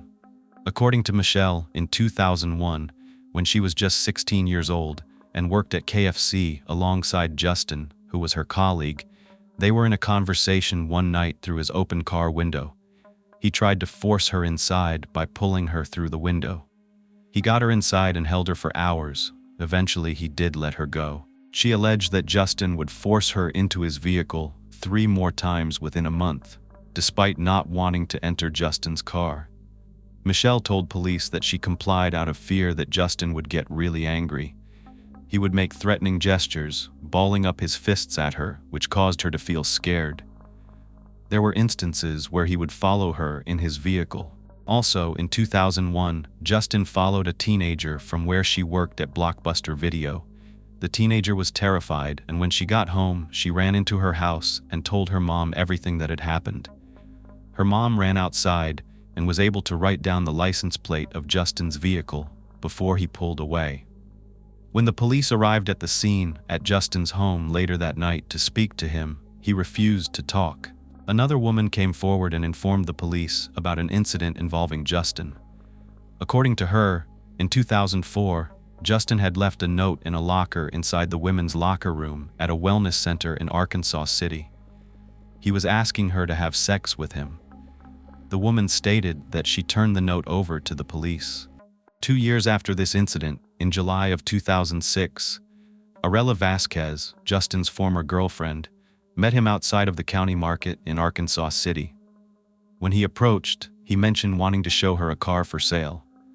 She was looking for a vehicle at that time, but because she didn't speak English that well, she brought along an 11-year-old friend to interpret for her during this interaction. Justin agreed to show her the car and he drove her and her friend around, but instead of taking them back into town, once Justin reached a secluded location, he pulled out a knife and ordered the girls to get undressed. They were terrified, but somehow they managed to escape from the car and sought help, contacting the police.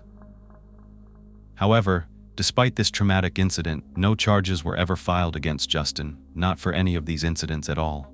While Justin was incarcerated for Jodi's murder and waiting for trial, you know what he did?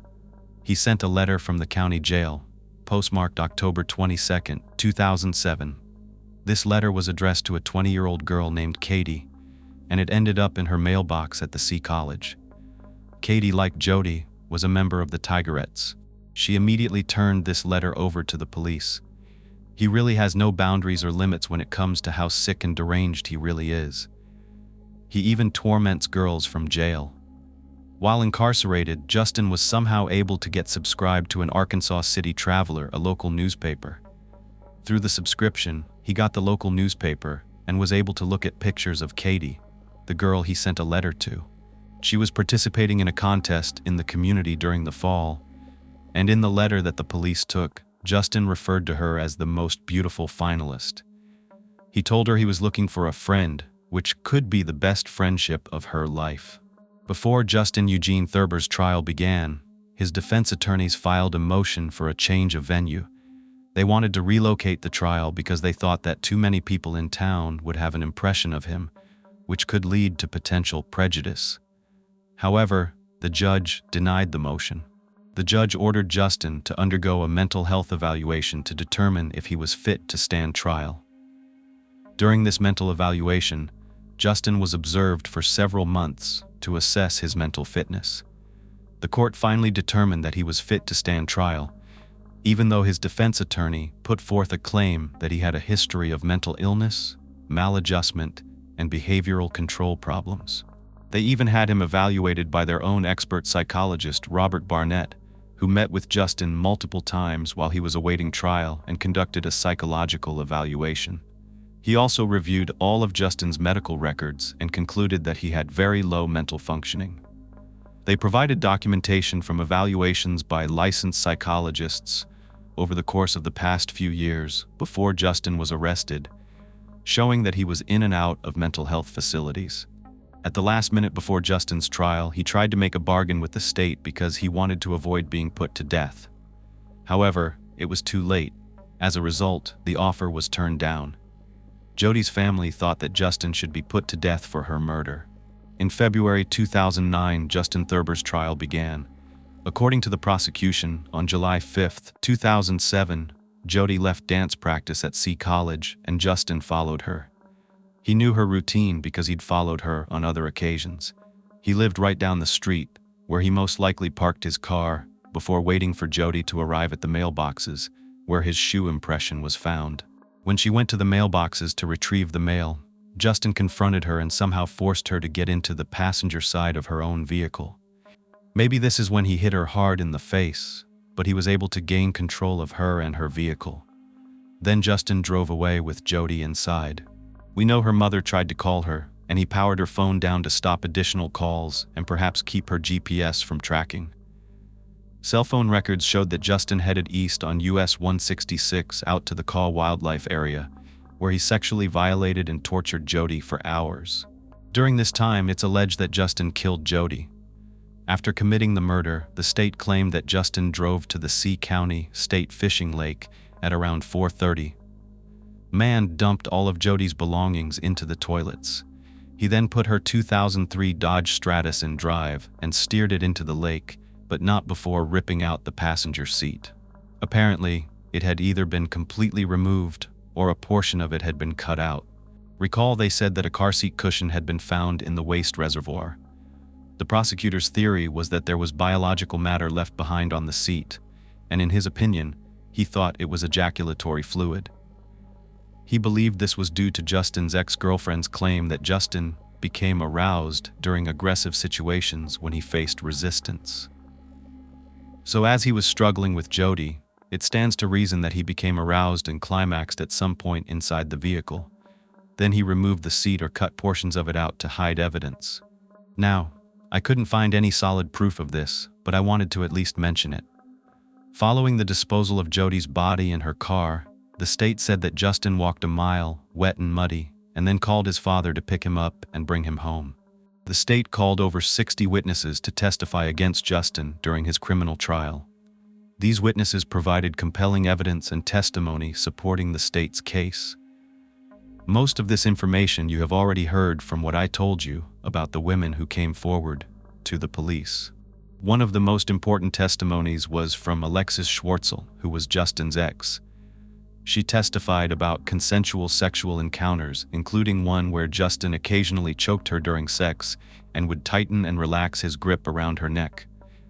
He had sodomized her with a small plastic item once while they were having sex at the Kaufman Wildlife Area. Her testimony suggested a lot of similarities with the medical testimony about Jodi's injuries and cause of death. The evidence was overwhelming.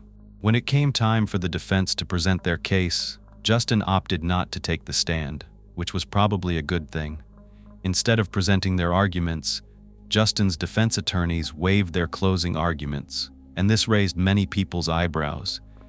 It was like a signal that they were not disputing the state's evidence or case.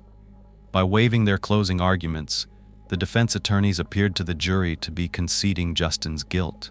The trial was a heart-wrenching experience for Cindy, Jodi's mother, having to witness Justin just sitting in the courtroom, knowing that he was responsible for taking her daughter's life. On February 17th, the jury finally reached a verdict. They found him guilty on all counts, and they also recommended the death penalty. Jodi's mom was pleased with the outcome. She believed that with this decision, Jodi could finally rest in peace. During Justin's sentencing hearing, in an argument to try to spare his life, his attorney claimed he was bipolar and had an IQ that was lower than 80, which they claimed was in the range of mental retardation. Not my words, however. The state pointed out to the court that Justin was smarter than he appeared, and he did not meet the state threshold for mental retardation by definition. The prosecution argued Justin was calm during the search for Jodi, and that he was smart enough to hide evidence to evade capture. The state also noted that Justin graduated from high school and attended college. Cindy made a comment about the fact that she had heard he was writing to other women while he was in jail. She said, "That's sick. It's just sick. It tells you that he's competent enough to reach out to people and write letters.